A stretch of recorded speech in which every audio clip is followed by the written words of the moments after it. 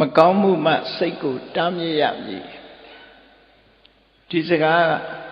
ကရသော်ဘုရားကိုယ်တိုင်မိန့်ကြားခဲ့တဲ့စကားဓမ္မမိုင်းဆွေပေါင်းတို့ဟာတို့တဲ့ဓမ္မချမ်းလေးမှာတွေ့ဆုံကြဆုံးပါတယ်ပါပါစိတ်တံနိဝရေ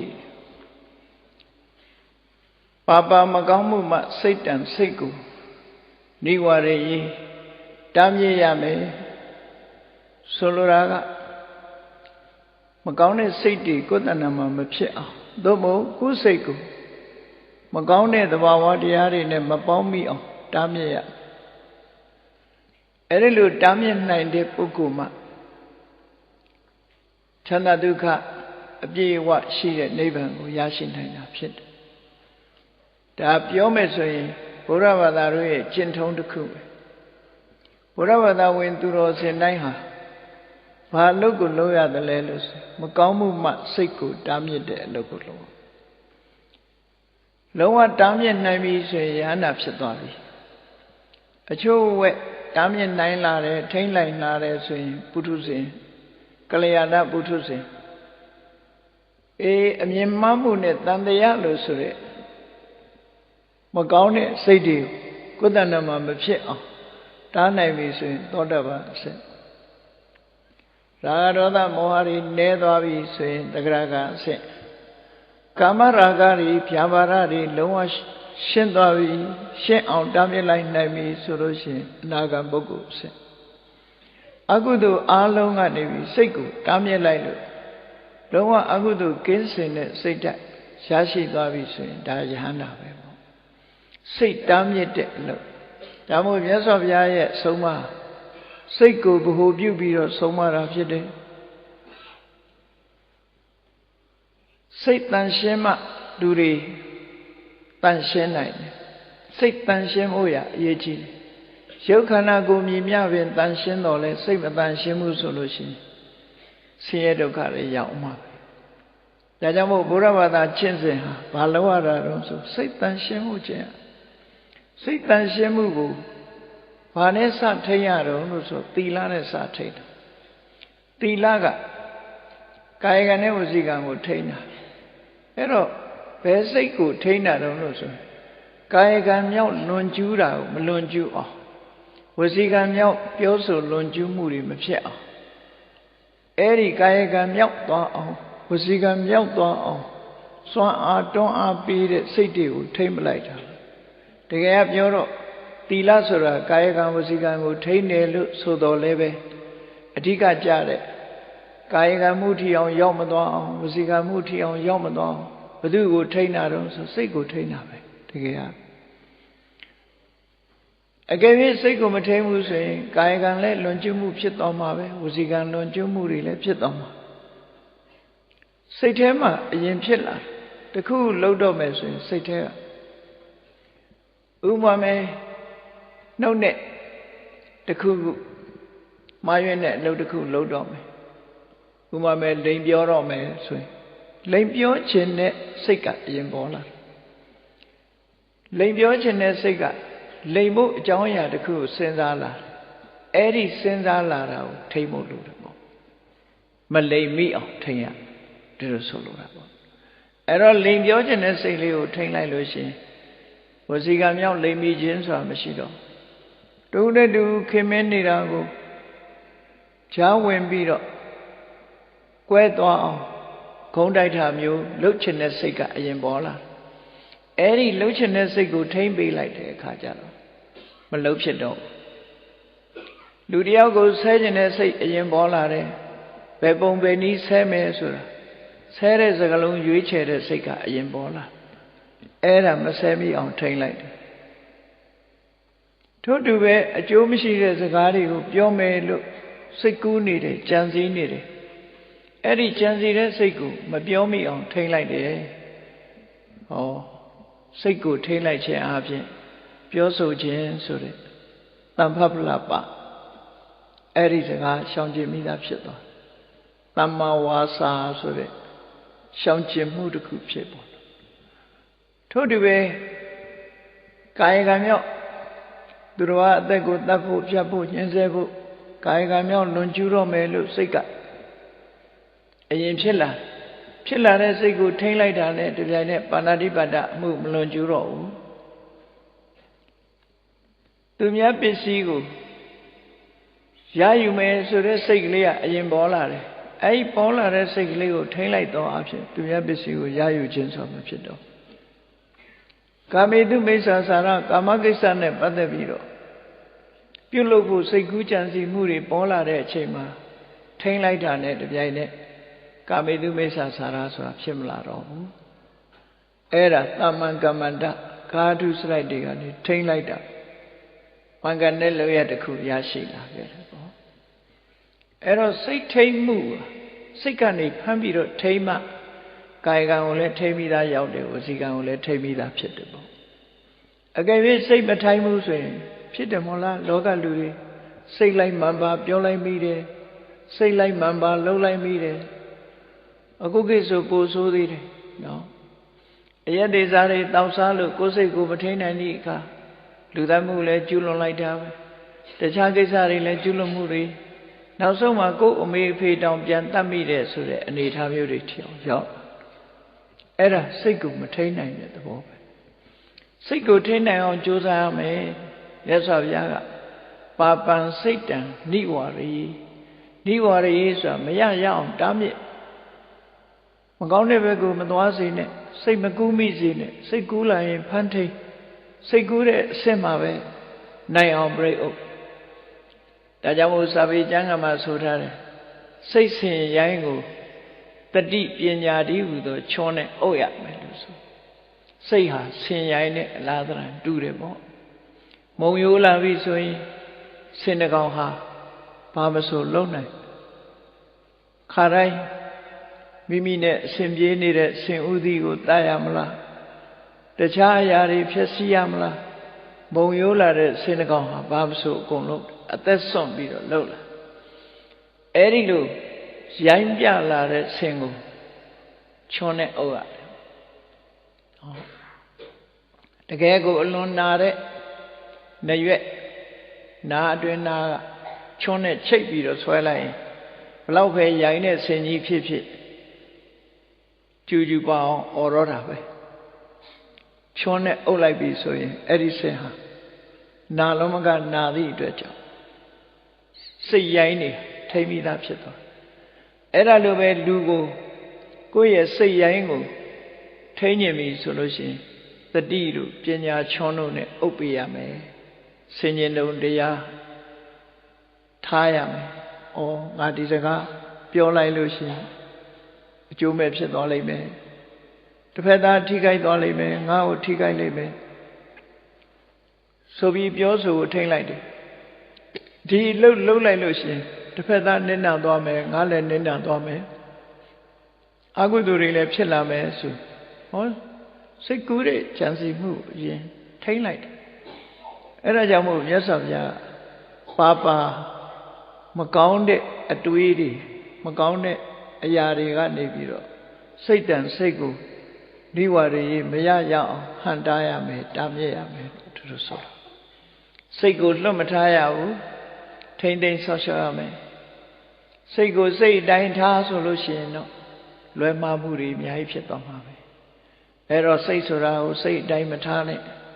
ထိမ့်ချုပ်ပေးရအဲ့တော့ထိမ့်ချုပ်ဆိုတာဘယ်လိုနေရာကိုထိမ့်ချုပ်ရမှာတော့လို့ဆိုတန်ရုပ်ပါဠိတော်မှာမနောနိဝရဏပုတ်ဆိုတာခွဲခြားပြီးတော့မှတ်သားဖို့အခုမြတ်စွာဘုရားဟောထားတဲ့ပါစိတ်တံနိဝရဏစိတ်ကိုတားရမှာမကောင်းမှုအကုသိုလ်ကသာတားရမှာကုသိုလ်ကောင်းမှုဘက်ကမတားရလွတ်ပေးရကောင်းတဲ့အတွေးတွေတွေးမိရင်လွတ်ပေးနော်မတားရဘူးအဲ့ဒါကြဒါနကောင်းမှုပြုခြင်းနဲ့သီလဆောက်တည်ခြင်းနဲ့ကမ္မထာဝရဏပွားဖြစ်အောင်အဲ့ဒီအတွေးတွေကိုမတားရဘူးလို့ဆိုလိုတယ်ကောင်းတဲ့ကုသိုလ်လုပ်ဖို့စိတ်ကူးတာတွေကိုမတားရဘူးဒါကြောင့်မို့လို့တန်ရုပ်ပါဠိတော်မှာရှိတဲ့မနောနိဝရဏသုတ်တံမှာဟောထားတာရှိတယ်နသဗ္ဗတောမနောနိဝရယေအရာခသိမ်းမှစိတ်ကိုမတားရဘူးတဲ့နော်အကောင်းဆုံးခွဲပြီးတော့အဆိုးကသာတားအကောင်းမဲ့သွားတဲ့စိတ်ကိုတားเสียမလို့ဒီလိုဆိုလို့စိတ်ဟာလမ်းနဲ့သွဲ အာယုနှမျိုးဘက်ကိုသွားနေတာနော်ကောင်းတဲ့ဘက်ကိုသွားတဲ့စိတ်ရှိတယ်မကောင်းတဲ့အာယုဘက်ကိုသွားတဲ့စိတ်မကောင်းတဲ့အာယုတွေကိုဘက်သွားလို့ရှိရင်တော့တားရဒါမို့နသဗ္ဗတောမနောနိဝါ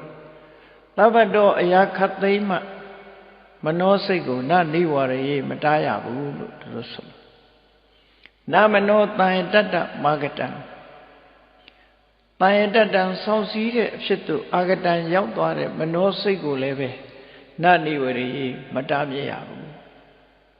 စိတ်လေးကချုပ်တီးပြီးအာယုတစ်ခုထဲမှာတည်မြဲနေအောင်ဥမာပဲထွက်လေဝင်လေလေးမှတ်နေတဲ့စိတ်ဖရာကုံလေးအာယုပြုပြီးတော့နေတဲ့စိတ်မေတ္တာကမ္မထံပွားနေတဲ့စိတ်ကလေးအဲ့ဒီစိတ်လေးသွားမတားနဲ့နော်တာယတတ္တမကောင်းမှုအဟုသို့ကစောင့်စည်းနေတဲ့စိတ်ကလေးကိုမတားနဲ့ဒီလိုဆိုလို့တယ်အဲ့ဒီစိတ်မျိုးကြတော့လွတ်ပေးထားကောင်းတဲ့ဘက်သွားနေတာဒါသဘာဝပဲလေကိုသားသမီးတွေကြည့်ပါလားလူတော်လူကောင်းလေးတွေနဲ့ပေါင်းတဲ့အခါဟောကြည့်နေလိုက်ကြတကယ်ချင်းပေါင်းနေအတော့စားနဲ့အကစားများတဲ့လူတွေနဲ့ကြာမင်းကြည့်ပေါင်းဟုတ်လားထိတ်ရတယ်ဟောဘုရားကြောင်းကန်သွားတဲ့အခါကျတော့ကလေးတွေဘုန်းကြီးကြောင်းသွားမယ်ဆိုသွားမစီဟောအရက်ဆိုင်သွားမယ်ဆိုရင်တော့ထိတ်ရလိမ့်မယ်ဒီလိုပေါ့နော်ဘယ်မကောင်းတဲ့ပဲသွားမယ်ဆိုရင်ထိတ်ပြရအဲ့ဒီလိုပဲနသဗ္ဗတောမနောနိဝါရေနမနောတန်တတ္တမာဂတံစိတ်ကိုအလုံးကနေတားမြစ်ဖို့မလိုဘူးတဲ့စောင့်စည်းထားတဲ့စိတ်ကလေးစောင့်စည်းမှုကိုရရှိနေတဲ့စိတ်ကလေးတစ်ခုကိုလေတားမြစ်ဖို့မလိုဘူးတဲ့ဘယ်လိုစိတ်ကိုတားရမလဲယတောသပပကံတတောမနောနိဝါရေမကောင်းတဲ့ဟာတွေကအလွန်များတယ်အေးမကောင်းတဲ့ဘက်ကိုသွားနေတဲ့စိတ်ကိုတော့တားမြစ်ပါ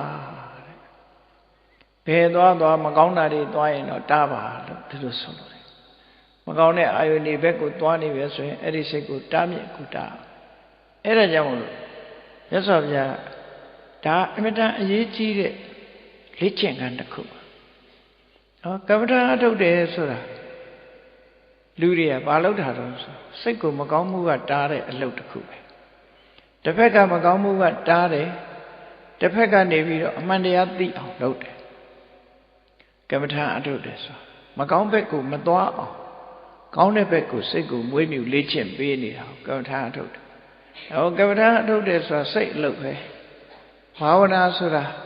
ကိုယ်တဏ္ဍာမှာတတိတွေပညာတွေတတိဆိုတာစိတ်ကိုထိမ့်သိမ်းဆော့ရှော့တဲ့တတိတရားဆင်ញင်သုံးသပ်နိုင်တဲ့ပညာတရားအဲ့ဒါတွေကိုယ်တဏ္ဍာမှာဖြစ်လာအောင်လုပ်တာဖြစ်လာပြီးတဲ့နောက်မှာလည်းပဲတိုးပွားလာအောင်လုပ်တာဘာဝနာလို့ဒီလိုခေါ်တယ်နော်အဲ့လိုဘာဝနာလို့ဆိုတာအဲ့ဒါကိုပြောတယ်ဘာဝနာလုပ်ငန်းလုပ်တဲ့ဆိုတာအဓိကအဲ့ဒါငုတ်တို့ကြီးထိုင်ပြီးတောင်တွေးမြောက်တွေတွေးနေရင်တော့ဘာဝနာဟုတ်သေးဘူးအဲ့ဒါတော့နော်ငုတ်တို့ကြီးထိုင်ပြီးတော့တတိတွေတိုးတက်နေသလားနော်တကယ်ဖြစ်ပြနေတဲ့အပေါ်မှာတတိရှိနေသလားတကယ်ဖြစ်ပြနေတဲ့အပေါ်မှာအသိဉာဏ်တွေဖြစ်နေသလားအဲ့ဒါကိုကြည့်ရငုတ်တို့ထိုင်ပြီးငိုက်နေတာတော့ဘာဝနာမဟုတ်ဘူးပေါ့ငုတ်တို့ထိုင်ပြီးတောင်တွေးမြောက်တွေတွေးနေရင်လည်းဘာဝနာမဟုတ်ဘူးအဲ့တော့ဘာဝနာဆိုတာကောင်းတဲ့အာယုန်လေးပေါ်မှာအမှန်သိနေအောင်တတိတရားတိုးတက်နေအောင်အသိပညာတွေတိုးတက်နေအောင်ကျင့်ဆောင်အားထုတ်နေခြင်းသာလဲဘာဝနာလို့ကောင်းတဲ့သဘာဝတရားတွေဖြစ်ပေါ်နေအောင်လုပ်ရအဲ့တော့အဲ့ဒီလိုလုပ်ပြီးဆိုမကောင်းတဲ့ဘက်ကိုစိတ်မသွားအောင်လည်းပဲတားပြီးသားဖြစ်သွားတယ်လို့ဒီလိုဆိုတယ်ဒါကြောင့်မို့မကောင်းမှုမှစိတ်ကိုတားအဲ့တော့တားဆိုတဲ့နေရာမှာကမ္မထာအထုတ်ပြီးတားတာဒါတစ်မျိုးစဉ်းစားဆင်ခြင်ပြီးတော့တားတဲ့နည်းတွေရှိတယ်ဆင်ခြင်တုံတရားနဲ့တားအသက်အရွယ်ကြီးလာတဲ့အခါမှာလူတွေဟာအရွယ်နဲ့တားတယ်ဆိုတော့ရွာထဲမှာကိုယ်ကလူကြီးအသက်အရွယ်ကြီးအများကလေးစားတဲ့အဖိုးအရွယ်ဘာကြီးအရွယ်ပေါ့အဲ့လိုဆိုတော့ဖြစ်လာတဲ့အခါမကောင်းတာလှုပ်ချင်တဲ့စိတ်ကလေးပေါ်လာရင်ငါအရွယ်နဲ့မတော်ဘူး ဒါလည်းတားတယ်ခေါ်တာပဲနော်ငါအရွယ်နဲ့မတုံးဒါမျိုးမလုပ်သင့်ဘူးငါပြောရင်ရှက်စရာကြီးလူလောကဟိရိဝတ္တပဆိုအဲ့ဒါဆင်ញင်သုံးတတ်တာဟိရိဝတ္တပနဲ့တားဟိရိဆိုတာကိုယ်သိက္ခာကိုလေးစားတာဩငါအရွယ်နဲ့ဒါမလုပ်သင့်ဘူးဒီစိတ်မျိုးတွေငါမွေးတာမကောင်းဘူးဆိုပြီးကိုယ့်ကိုပြန်တားတာအဲ့ဒါဒီလိုအတွေးနဲ့တားတယ်လို့ခေါ်တယ်ဒါကကမ္မထာနဲ့တားတာမဟုတ်အတွေးနဲ့တားဆင်ញင်တုံတရားနဲ့တွဲတားဩငါဒီသက်တည်ရလို့ဖြစ်နေပြီဟောသူများသက်တည်တတ်နေတာသူများဥစ္စာခိုးတာသူတော်ဘာသားများပြစ်မှားတာလိန်ပြောတာအရက်သေးစားတောက်စားနေတယ်မတော်ဘူးငါကတော့သူများဆုံးမရမှာဩမိဘဖြစ်နေဩငါမိဘဖြစ်နေပြီသားသမီးတွေငါဆုံးမရမှာငါလုံနေလို့မတော်ဟောဒီလိုတွေးရမှာအဲ့ဒါလည်းစိတ်ကိုတားတယ်လို့ခေါ်တာအဲ့ဒါလို့မတားလို့ရှိရင်လူလောကမှာရုပ်ပြက်ဆင်းရဲဖြစ်ပြီးဂုဏ်သိက္ခာတွေကျဆင်းတာပဲပေါ့ဆရာဖြစ်ရင်ဆရာဂုဏ်သိက္ခာမိဘဖြစ်ရင်မိဘဂုဏ်သိက္ခာအလုံးသူဂုဏ်သိက္ခာနဲ့သူနေရတားမြစ်ရတခါတော့ကဒီဓမ္မပဒဝတ္ထုတွေမှာပါတာမှတ်သားစရာလေးတခုဂောတကတထေ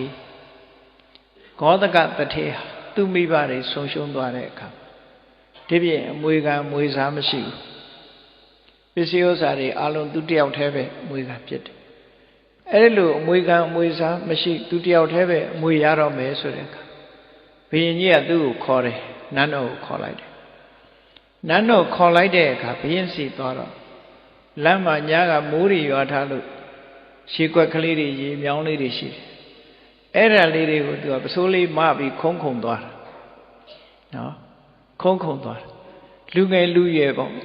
အသက်အရွယ်လည်းသိမကြည့်သေးတော့ရှေးမြောင်းနဲ့ဆင်းတော့ခုံသွားတာသူဘုရင်ကြီးကသူလာတာကိုကြည့်ရှေးမြောင်းလေးတွေကိုရေကွက်ကလေးတွေကိုခုံခုံပြီးတော့လာတယ်သူရောက်လာတဲ့အခါကျတော့ဘုရင်ကြီးစိတ်ခါသားဝင်ဘုရင်ကြီးကပြောတယ်အေးမင်းဖေတည်သွားပြီဆိုရင်မင်းဘာမှစိတ်မပူနဲ့မင်းကိုငါတထေးရလူပေးမယ်အမွေခံအမွေစားတပြားလို့မရှိဘူးရှိသမျှစီးစိမ်နေမင်းကိုငါတရက်ဝဲတထေးခန့်ပြီးတော့မင်းမိဘစီးစိမ်နေခံစီမံခန့်ခွဲနိုင်တဲ့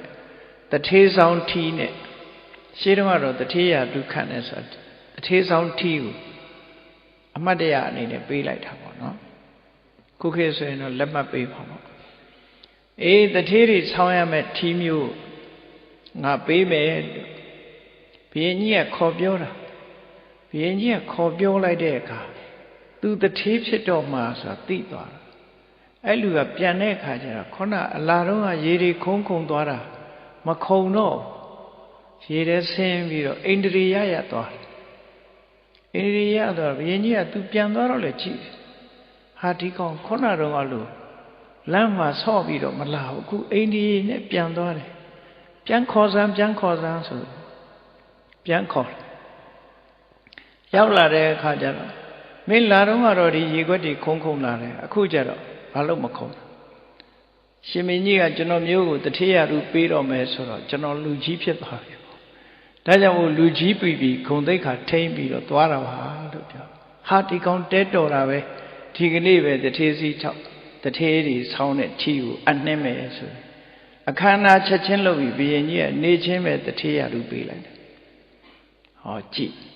ထိန်းတာလေတမ္ပံပုဂ္ဂိုလ်လူမနေတော့နောက်တစ်ခါတမ္ပဝဆတ်မှာဘုရားအလောင်းလေးက9နှစ်အရွယ်ပညာအလွန်ရှိတယ်သူငယ်တာပညာအလွန်ရှိတဲ့ပုဂ္ဂိုလ်ဘုရားအလောင်းလေးဆိုတာဟာ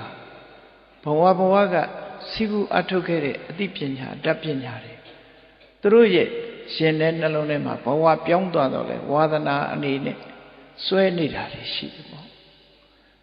9နှစ်အရွယ်လမ်းမှာတငယ်ချင်းတွေနဲ့လမ်းပေါ်ကစားနေတာအဲ့ဒီအချိန်မှာနန်းတော်ကအမတ်ကြီးတယောက်ရောက်လာတယ်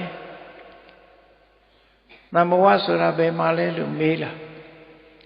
တော့ သူကကစားနေတာကစားနေတော့အမတ်ကြီးကသူနဲ့တွေ့ချင်တယ်တဲ့ဘာဖြစ်လို့တော့ဆိုရင်ဘုရင်ကြီးကမေခွန်းနေမေးတာလောကမှာဖြေနိုင်တဲ့လူမရှိဘူးအားလုံးကပဲတန်ဘဝစီမေးပါလို့ပြောတယ်ဘုရင်ကြီးမေးတဲ့မေခွန်းကိုသူဖြေရမယ်လို့သူ့လည်းပြောလိုက်အောင်ဖုတ်ဖက်ခါထပြီးတော့အိန္ဒြေရနေတော့တာမကစားတော့နော်သူ့ကိုယ်သူသိလိုက်တယ်အော်ဘုရင်ကြီးကတောင်ငါမေခွန်းနေမေးမှာငါဟာသူများမဖြေနိုင်တဲ့မေခွန်းကိုဖြေရမှာဆိုတော့ငါဟာဒီပညာရှိပုဂ္ဂိုလ်ဆိုပြီးငါ့ကိုအများကလေးစားပါလားသူတို့နဲ့တန်အောင်ငါနေမှပဲဆိုပြီးတော့အိန္ဒြေရတယ်9နှစ်အရွယ်ကလေးလေးကအဲ့ဒါလို့အမှုရာချက်ချင်းပြောင်းသွားပြုပြင်ပုံကိုပြောပြတာနော်အဲ့ဒါလို့လောကကိုယ်ဂုံနဲ့ကိုယ်တရတ်နဲ့ထိုက်တန်အောင်စိတ်ဓာတ်ကိုပြုပြင်ပြောင်းလဲပေးရမယ်လို့ဒီလိုဆိုလို့တယ်ကမ္မထာထုတ်ပြီးပြောင်းတာကတစ်မျိုးအတွေးခေါ်နဲ့ပြောင်းတာတစ်မျိုးနှမျိုးရှိတဲ့ထဲမှာအတွေးခေါ်နဲ့ပြောင်းဖို့မေတ္တာမှအရေးကြီးတယ်မှန်ကန်တဲ့အတွေးခေါ်တွေးတတ်ဖို့လိုတယ်ဟိရိဝတ္တပဆိုတဲ့နေရာမှာကိုယ့်ရဲ့အမျိုးဆက်ကိုတွေးပြီးဩငါလိုမိခေါင်းဖခင်သားသမီးရမဟုတ်တာတွေလုပ်လို့မတော်ဘူး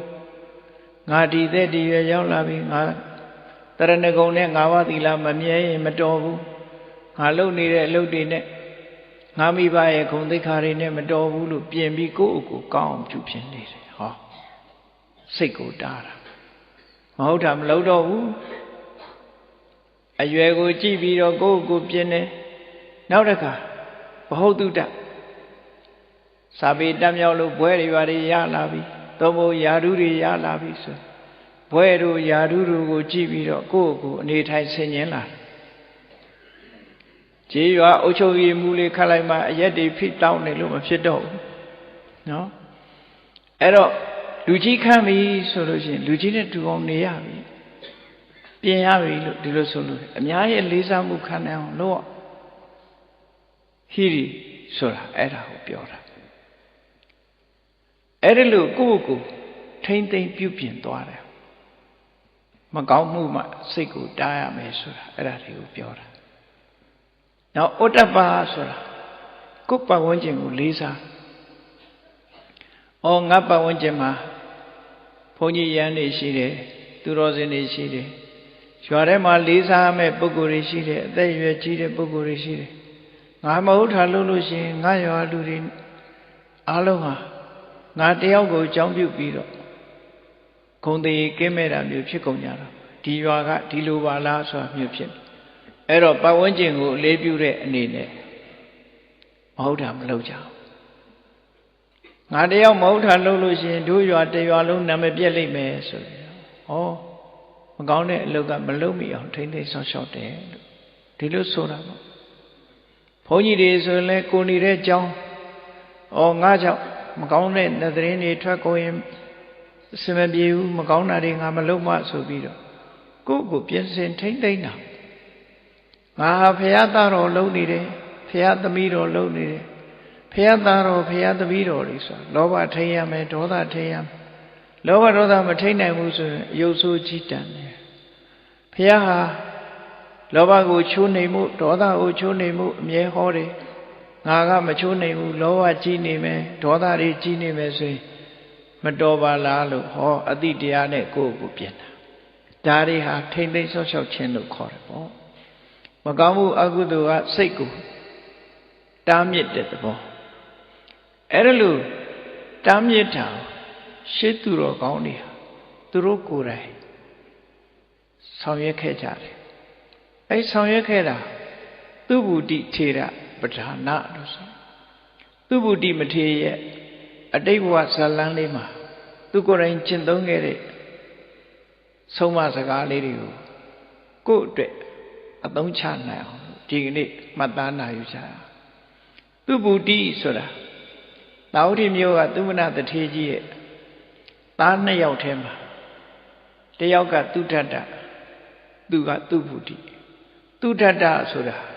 တခြားလူမဟုတ်ဘူးဇေယျကျောင်းတော်ကြီးကိုဆောက်လုပ်လူတန်းတဲ့အနာတပိပဲ နာရဝိန်တထေကသူထတာလို့ခေါ်တယ်အဲ့ဒီနာရဝိန်တထေရဲ့ညီအရင်ကသူဗုဒ္ဓိသူဗုဒ္ဓိဟာနာရဝိန်တထေကမြတ်စွာဘုရားကိုပင့်ပြီးတော့ဇေရွန်ကျောင်းကြီးကိုဆောက်လုပ်လှူဒန်းတဲ့ရေစက်ချအခမ်းအနားမှာဖရာတရားတော်ကိုနားလဲရတဲ့အခါမှာသူဗုဒ္ဓိသူကျွယ်ဟာလူဘဝစွန့်ပယ်ပြီးတော့သာသနာပေါင်းဝင်ပြီးတော့ရဟန်းခံသွားတယ်ရဟန်းခံသွားပြီးတရားဓမ္မကျင့်ကြံကြိုးကိုအထောက်တဲ့အခါမှာယဟန္တာပုဂ္ဂိုလ်ကြီးဖြစ်သွားတယ်သူဗုဒ္ဓိထေရအဲ့ဒီသူဗုဒ္ဓိမထေရရဲ့အတိတ်ဘဝဇာကြောင်းထဲမှာသူဟာပဒုမုဒ္ဒရမြတ်စွာဘုရားလက်ထက်တော်ခါကာလတုန်းကဟိမဝတ္တတောင်တန်းမှာယသိယဟန်အဝတ်နဲ့နေထိုင်ခဲ့တယ်အဲ့ဒီလိုယသိယဟန်ဘဝနဲ့နေထိုင်တဲ့အခါမှာသူကိုယ်သူစိတ်ကိုသူမကောင်းမှုအကုသိုလ်တွေကတားမြစ်ခဲ့တဲ့သူ့ရဲ့အကျင့်လေးကိုသူပြန်ပြီးတော့ပြောပြတာအဲ့ဒီပြောပြတာလေးကိုမှတ်သားဖို့နော်သူဗုဒ္ဓိထေရအပဒါနာဆိုတာသူလုပ်ခဲ့တဲ့အတိတ်ဘဝကလုပ်ရတယ်ကျင့်သုံးခဲ့တဲ့အကျင့်တရားတွေကိုအပဒါနာလို့ဒီလိုခေါ်တယ်အဲ့ဒါကိုအပဒံကျမ်းနေမှာအတိတ်ဘဝကကောင်းမှုတွေကုသိုလ်ကောင်းမှုတွေလုပ်ခဲ့တာတွေကိုစုပေါင်းပြီးတော့ရေးထားတဲ့အပဒါနာဆိုတဲ့ကျမ်းစာအုပ်အပြင်2အုပ်ရှိတယ်ပထမအုပ်ဒုတိယအုပ်2အုပ်ရှိတယ်တအုပ်ကိုစာမျက်နှာ300ကျော်လောက်ရှိတယ်စာမျက်နှာ600ကျော်လောက်ရှိတယ်ပါဠိလိုရေးထားတဲ့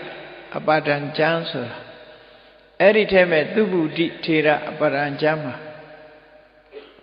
သူကိုယ်တိုင်လေ့ကျင့်ခဲ့တဲ့သူစိတ်ကိုသူကိုယ်တိုင်တားမြစ်ခဲ့တယ်မကောင်းမှုအကုသိုလ်တွေကတားမြစ်ပြီးသူစိတ်ကိုသူဆုံးမခဲ့တဲ့သင်္ကန်းစာလေးတွေအားလုံးမှတ်သားနိုင်ယူပြီးကိုယ်စိတ်ကိုကိုယ်ဒီကိုယ်ဟန်နဲ့ပဲဖြစ်စေမကောင်းမှုတွေကနေထိန်းချုပ်နိုင်အောင်ထိန်းချုပ်ဖို့ကြိုးစားကြရမှာဖြစ်တယ်အဲ့ဒါလို့ကြိုးစားနိုင်မှမိမိဘဝဟာဆင်းရဲဒုက္ခတွေကလွတ်မြောက်ပြီးနောက်ဆုံးမှာကောင်းရာသူအတိဘုံတွေကနေနိဗ္ဗာန်ထိအောင်မျက်မှောက်ပြုနိုင်မှာဖြစ်တယ်အကယ်၍ကိုယ်စိတ်ကိုမနိုင်ဘူးဆိုတဲ့လူတွေဟာဘယ်ရောက်သွားတော့ဆိုအောက်ဆင်းသွားကြမှာပဲအလုံးနော်ကိုယ်စိတ်ကိုမနေဘူးကိုယ်စိတ်ကိုမထိန်ဘူးဆိုတဲ့လူတွေဟာစိတ်မထိန်နိုင်လို့ဆိုတဲ့ပုဂ္ဂိုလ်တွေကလည်းဒီဘဝမှာထောင်ထဲရောက်သွားတာပဲလေနောက်မထိန်နိုင်လို့ရှောက်ပြီးတော့လှုပ်ပြီးစိတ်ကိုအလိုလိုက်ပြီးလွတ်ထားတဲ့ပုဂ္ဂိုလ်တွေနောက်ဆုံးကြတော့အပေဘုံရောက်ပြီးတော့ငရဲတရိစ္ဆာန်ပြိတ္တာအတုရကယ်ဆိုတဲ့အပေလေးဘုံကဘယ်တော့မှမတက်ဖဲနဲ့တန်တရားထဲမှာဒုက္ခတွေကြီးစွာတွေ့ပြီးတော့နေရပေါ်တက်လာမှာမဟုတ်ဘူးစိတ်ထိန်နိုင်တဲ့ပုဂ္ဂိုလ်တွေဟာလူအဖြစ်ပေါ်လာမယ်နတ်အဖြစ်ပေါ်လာမယ်ဗြဟ္မာအဖြစ်ပေါ်လာနိုင်တယ်ကျန်တဲ့ပုဂ္ဂိုလ်တွေကတန်တရားထဲမှာဆုံးဆုံးမြုပ်သွားမှာဖြစ်တယ်ပေါ့ဒါကြောင့်မို့ကိုယ်စိတ်ကိုထိန်နိုင်အောင်ကြိုးစားရမယ်မကောင်းမှုအကုသိုလ်ကစိတ်ကိုထိန်ရမယ်လို့ဆို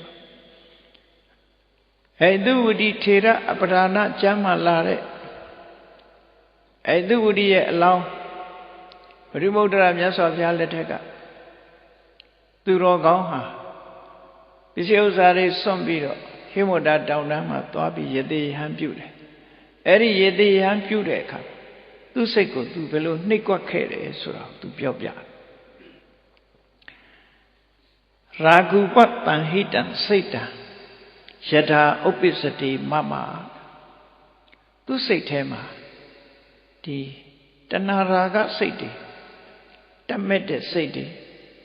အဲ့ဒီစိတ်တွေဖြစ်လာပြီသူ့တဏ္ဍာမှာဖြစ်လာလူဆိုတာမဖြစ်ဘူးမရှိဘူးเนาะအသက်ကြီးတဲ့လူတွေလည်းပဲလူသားအိုတယ်တဏှာမအိုဘူးဆိုတာရှိတယ်လေစိတ်ကမအိုရုံနဲ့မငါဘူးနှိုးမျက်နှုကြိုက်ဆိုတာရှိသေးတယ်နော်ဒါကြောင့်ဘာဆိုလားစမောဆိုလားဘာဆိုလားတွေနဲ့ရှုပ်ခုအဲ့တော့လောကလူသားတွေဟာလူအိုတော်လဲတဏှာမအိုဖြစ်တတ်တယ်အဲ့ဒီမှာစိတ်ထဲမှာပေါ်လာရင်ထိမ့်တာကြည့်ဘာတော့ရာဂုပတံဟိတံစိတ်တံယထာဥပ္ပစ္စတိမမအကြောင်းတရားတိုက်ဆိုင်လာလို့ကိုယ်တဏ္ဍမှာရာဂစိတ်တွေဖြစ်လာပြီဆိုရင်တယံဝပစ္စဝခမိကိုယ့်အကိုဆင်ញင်လိုက်တယ် စိတ်တ ानु ပဒနာဆိုတာအဲ့ဒါပြောတာကိုယ်စိတ်ထဲဘာတွေဖြစ်လာတယ်ဆိုတာသိလိုက်တယ်နော်စိတ်ကိုဆင်ញင်သုံးသပ်ကြည့်လိုက်တယံဝပစ္စဝကမိကိုယ့်ဘာကိုဆင်ញင်သုံးသပ်ကြည့်ဧကဂောတံဓမေမဟံတည်တည်ငြိမ်ငြိမ်ထားပြီးအဲ့ဒီဖြစ်ပေါ်လာတဲ့စိတ်ကိုနှိပ်ကွက်ခဲ့တယ်တဲ့သူဟာလိုချင်တတ်မဲ့တဲ့စိတ်တွေရာဂစိတ်တွေဖြစ်လာပြီဆိုလို့ရှိရင်တည်တည်ချာချာကြည့်လိုက်တယ်ဩဒီရာဂဆိုတာငါစိတ်ထဲမှာပေါ်လာပါလားဆင်ញင်သုံးသပ်ပြီးတော့သူ့ကိုမျက်ခြေမပြတ်ကြည့်ပြီးတော့နှိပ်ကွက်တယ်တဲ့နှိပ်ကွက်လိုက်တာဘလို့နှိပ်ကွက်တုံးဆိုရစ္စတိရစနီယေစမမောစရာတွေနဲ့တွေ့လို့မင်းမမောနေမယ်ဆိုရင်ဒီတောထဲကထွက်သွားလိုက်မင်းရသေးဘဝမနေနဲ့မင်းရသေးဘဝနဲ့မတန်ဘူးသူ့ကိုယ်သူဆုံးမရစ္စတိရစနီယေစရစနီယဆိုတတ်မဲ့ဖွဲအာယုန်နေနဲ့တွေ့လာတဲ့အခါမှာရစ္စတိမင်းတတ်မဲ့နေမယ်ဆိုလို့ရှိရင်နိခမတုဝနာတုမင်းထွက်သွားလိုက်တောထဲမှာမနေနဲ့တော့မင်းနဲ့တောနဲ့မတန်ဘူးဟောသူစိတ်ကိုသူနှိပ်ကွက်တာဒုတ်တဏီစဒုတ်တတိဒေါသထွက်เสียအာယုန်နဲ့တွေ့လို့မင်းဒေါသထွက်နေမယ်ဆိုရင်လေမင်းရသေးဘဝနေမနေနဲ့တောထဲမှာမနေနဲ့မင်းနဲ့တောနဲ့မတန်ဘူးထွက်သွားလိုက်မုံရှတေမောဟနိယေစတွေးဝေးเสียအာယုန်နဲ့တွေ့လို့မင်းမောဟတွေဖြစ်ပြီးတွေးဝေးနေမယ်ဆိုရင်လေမင်းနဲ့ဒီယသိဘဝနဲ့မတန်ဘူးသူတော်စင်ဘဝမှာမနေနဲ့တောထဲကထွက်သွားလိုက်ဆိုသူ့ကိုယ်သူချိန်ဝါပြီးသူ့ကိုယ်သူဆုံးမတာနော်ဒါစိတ်ကိုနှိပ်ကွက်တယ်လို့ခေါ်တယ်အဲ့ဒါလို့သာနှိပ်ကွက်ကိုယ့်ကိုမဟုတ်တာလို့ချင်းတဲ့စိတ်ပေါ်လာလို့ရှင်ဟေးမင်းနဲ့လူကြီးဘဝနဲ့မတန်ဘူးနော်ဆိုပြီးတော့နှိပ်ကွက်ကိုယ့်ကိုနှိပ်ကွက်တယ်အဲ့ဒါလိုပဲစဉ်းစားတဲ့သူကဒီတောဟာတကယ်သူတော်စင်နေနေတဲ့တော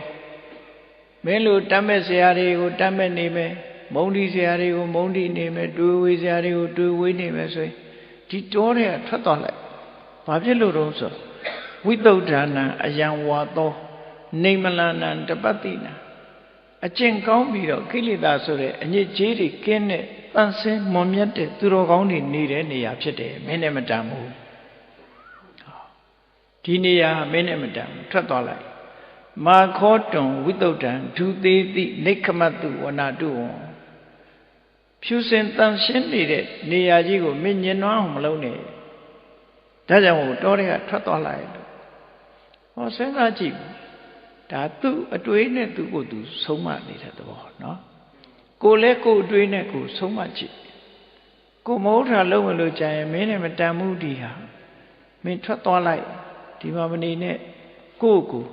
နှိပ်ကွက်ပေးရမယ်ဒီလိုဆိုလို့တယ်အဲ့ဒီမှာယသိကအိမ်တတိယလို့ထမရဲ့အိမ်တတိယလို့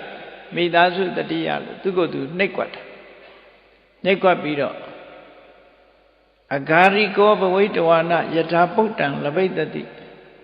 ဥဘောပိမာဝိရာထေတိနိခမတုဝနာတုဝံ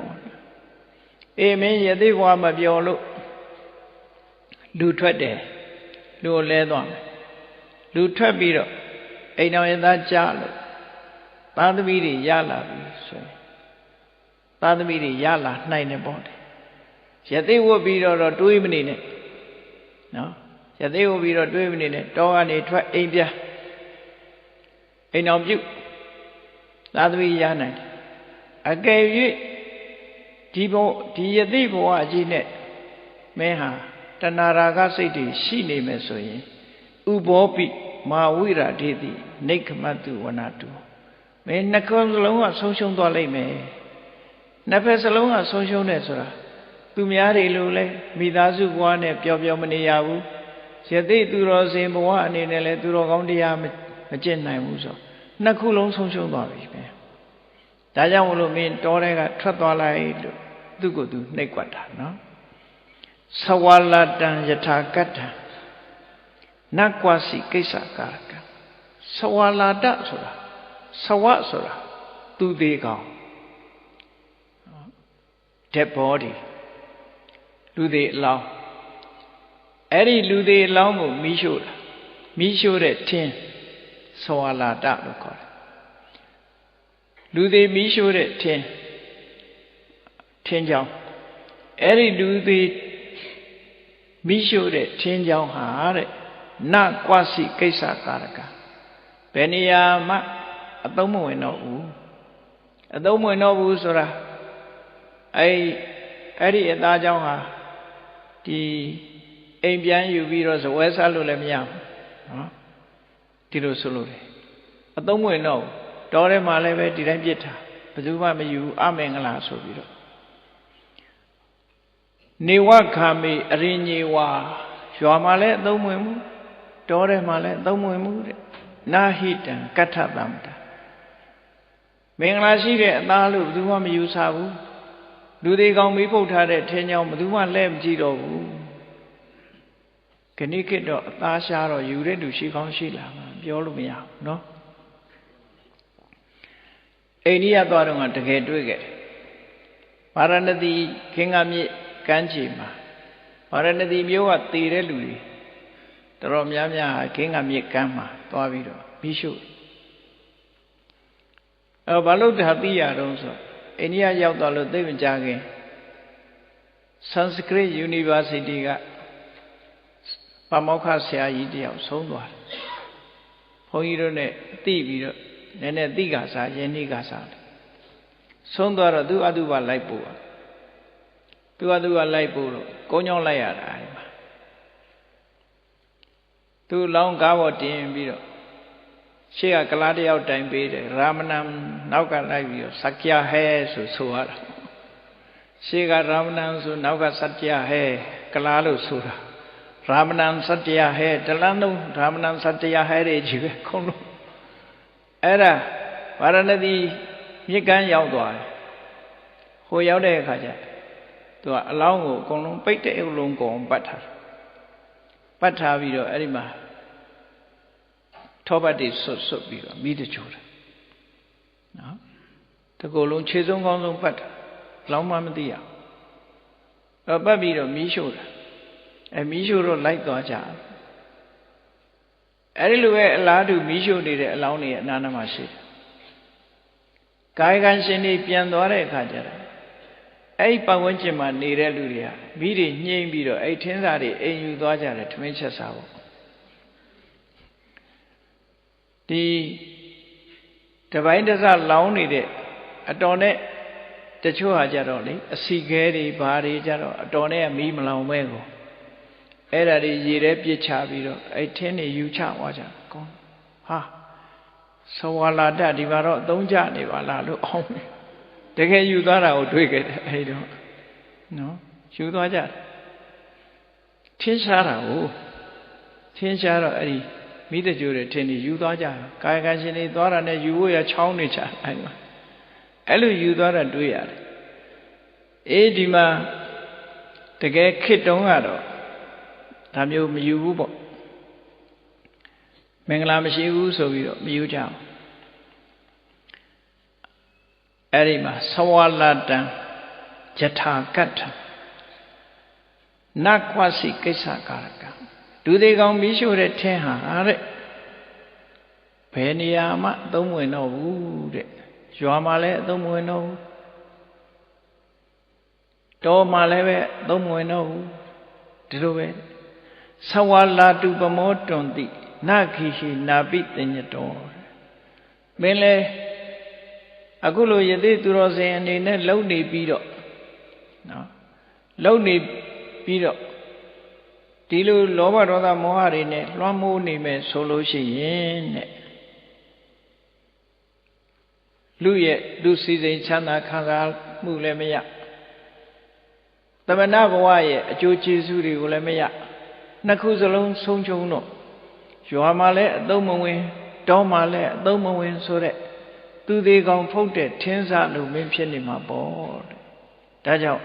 ဒီလိုနေမယ်ဆိုရင်နိခမတုဝဏတုမင်းတော်တဲ့ကထွက်သွားလိုက်တခုတော့ဆုံးမခံနဲ့လို့ဒီလိုဆိုလို့ရပေါ့နော်တော်ထဲမှာမနေနဲ့တော်ထဲကထွက်သွားဆိုတာယသိဘုရားမနေနဲ့တော့ အခုလိုစိတ်ဓာတ်တွေမွေးနေမယ်ဆိုရင်ယသိဘဝမနေနဲ့တော့လို့သူကိုယ်သူစိတ်ကိုသူနှိပ်ခွက်တာတိယနုခောတဝဧဝံကောပသနာတိဒေဣဒံတတ္ထရူရံဝဟိတိမေကောသစ္စာဘဟုလာယသဒီအခြေအနေတွေနဲ့ပတ်သက်ပြီးတော့ကိုယ့်ရဲ့အခြေအနေမှန်ကိုတခြားဘသူသိမလဲကိုယ်ယုံကြည်ချက်နဲ့ကိုယ့်အကိုသိအောင်လုပ်ပြီးအပြင်းထူမနေနဲ့နော်အပြင်းထူမနေနဲ့မကောင်းမှုအကုသိုလ်တွေကိုလက်ခံပြီးတော့မနေနဲ့ကိုယ်စိတ်လေးကိုကိုမကောင်းတဲ့အကုသိုလ်ကနေပြီးတော့တားမြစ်ရမယ်နှိပ်ခွက်ရမယ်လို့သူကိုယ်သူဆုံးမပြီးဇိကုစိတ်တန်တိတံဝေညုအတုစိန်နာဂရိကောယထာတန်တန်ပြတ်ပြတ်နေတတ်တဲ့မျိုးသူမျိုးသားတွေဟာမစင်မုံတွေ့ရင်နော်ဆက်ဆုပ်ကြတယ်လို့ပဲအာကဋ္ဌိတဝနာဣတယောမောရိယတံစောရိယတံတိတံတတာမစင်မုံကိုမျိုးသူမျိုးသားတွေဟုတ်လားလူကြီးလူကောင်းတွေဟာမစင်ကိုမြင်ရင်ဆက်ဆုပ်ရွံရှာကြတယ်လို့ကျန်တဲ့ယသိသူတော်ကောင်းတွေကမင်းကိုဆက်ဆုပ်ကြလိမ့်မယ်ဝိုင်းပြီးတော့အပြစ်တင်ကြလိမ့်မယ်ယသိလုံနေပြီးတော့မဟုတ်တာတွေတွေးနေတယ်ယသိလုံပြီးတော့မဟုတ်တာတွေကြမ်းနေတယ်ဆိုပြီးတော့ဝိုင်းပြီးတော့အပြစ်တင်ကြလိမ့်မယ်ဒါစဉ်းစားတာပေါ့နော်ဩတ္တပဆိုကိုမင်းဒါတွေလုံနေရင်သူများမင်းအပြစ်တင်မှာပေါ့တံဝေညူပဝဋိတန္တိတမတိကန္တသာသနာသူတော်မြတ်တွေရဲ့အဆုံးအမတွေကိုအဆုံးအမတိုင်းမလိုက်နာပဲနဲ့အဆုံးအမကိုကျွလွန်ဖောက်ဖျက်ပြီးတော့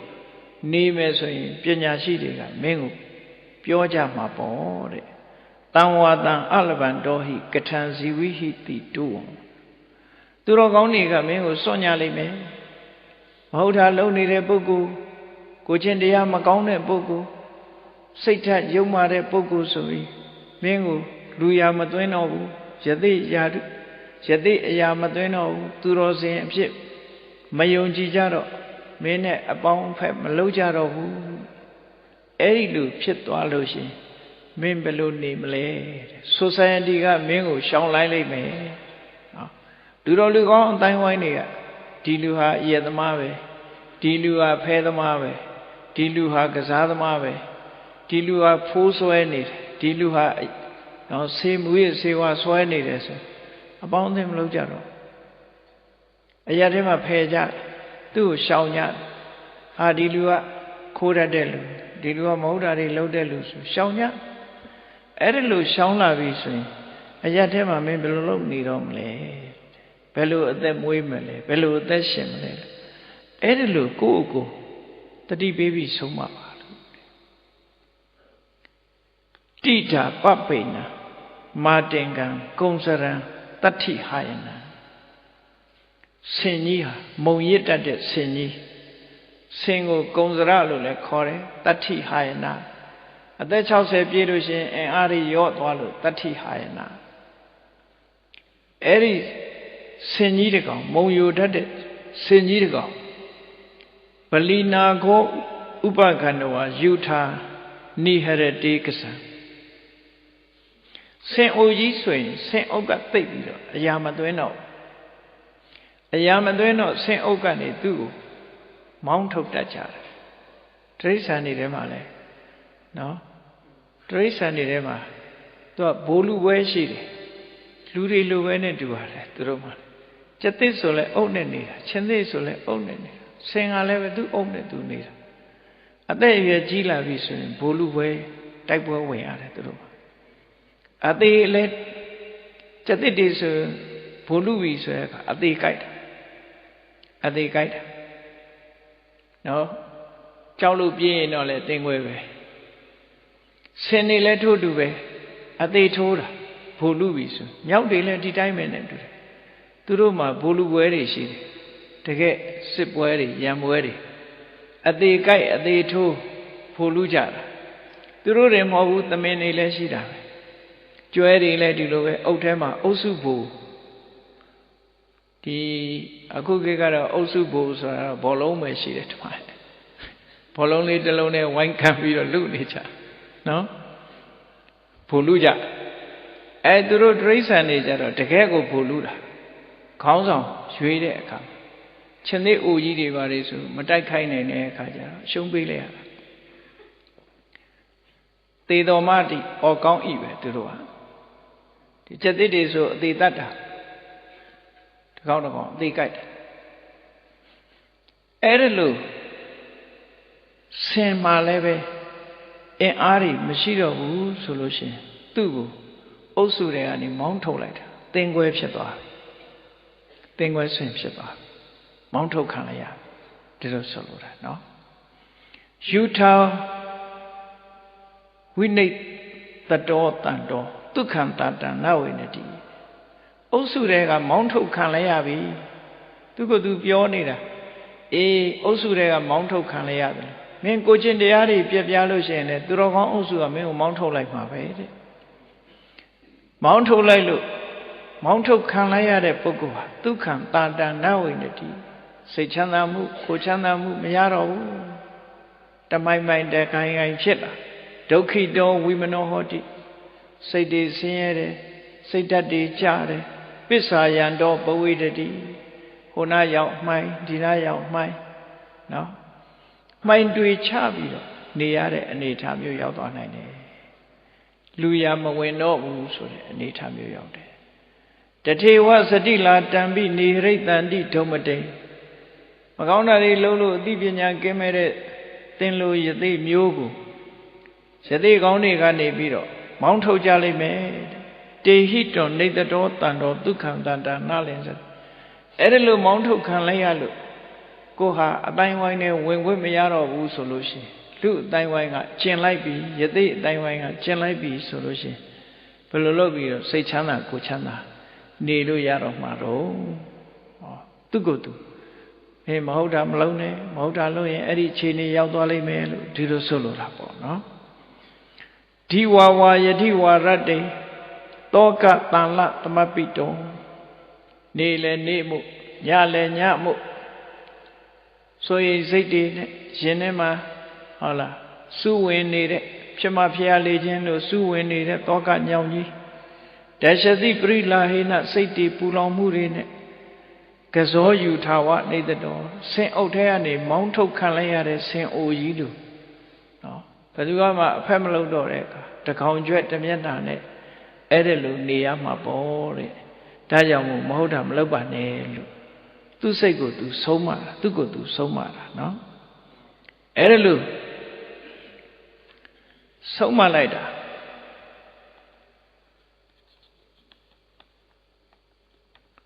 သာတရူပံယထာကုတံနေဝဇာယတိကတ္ထစီ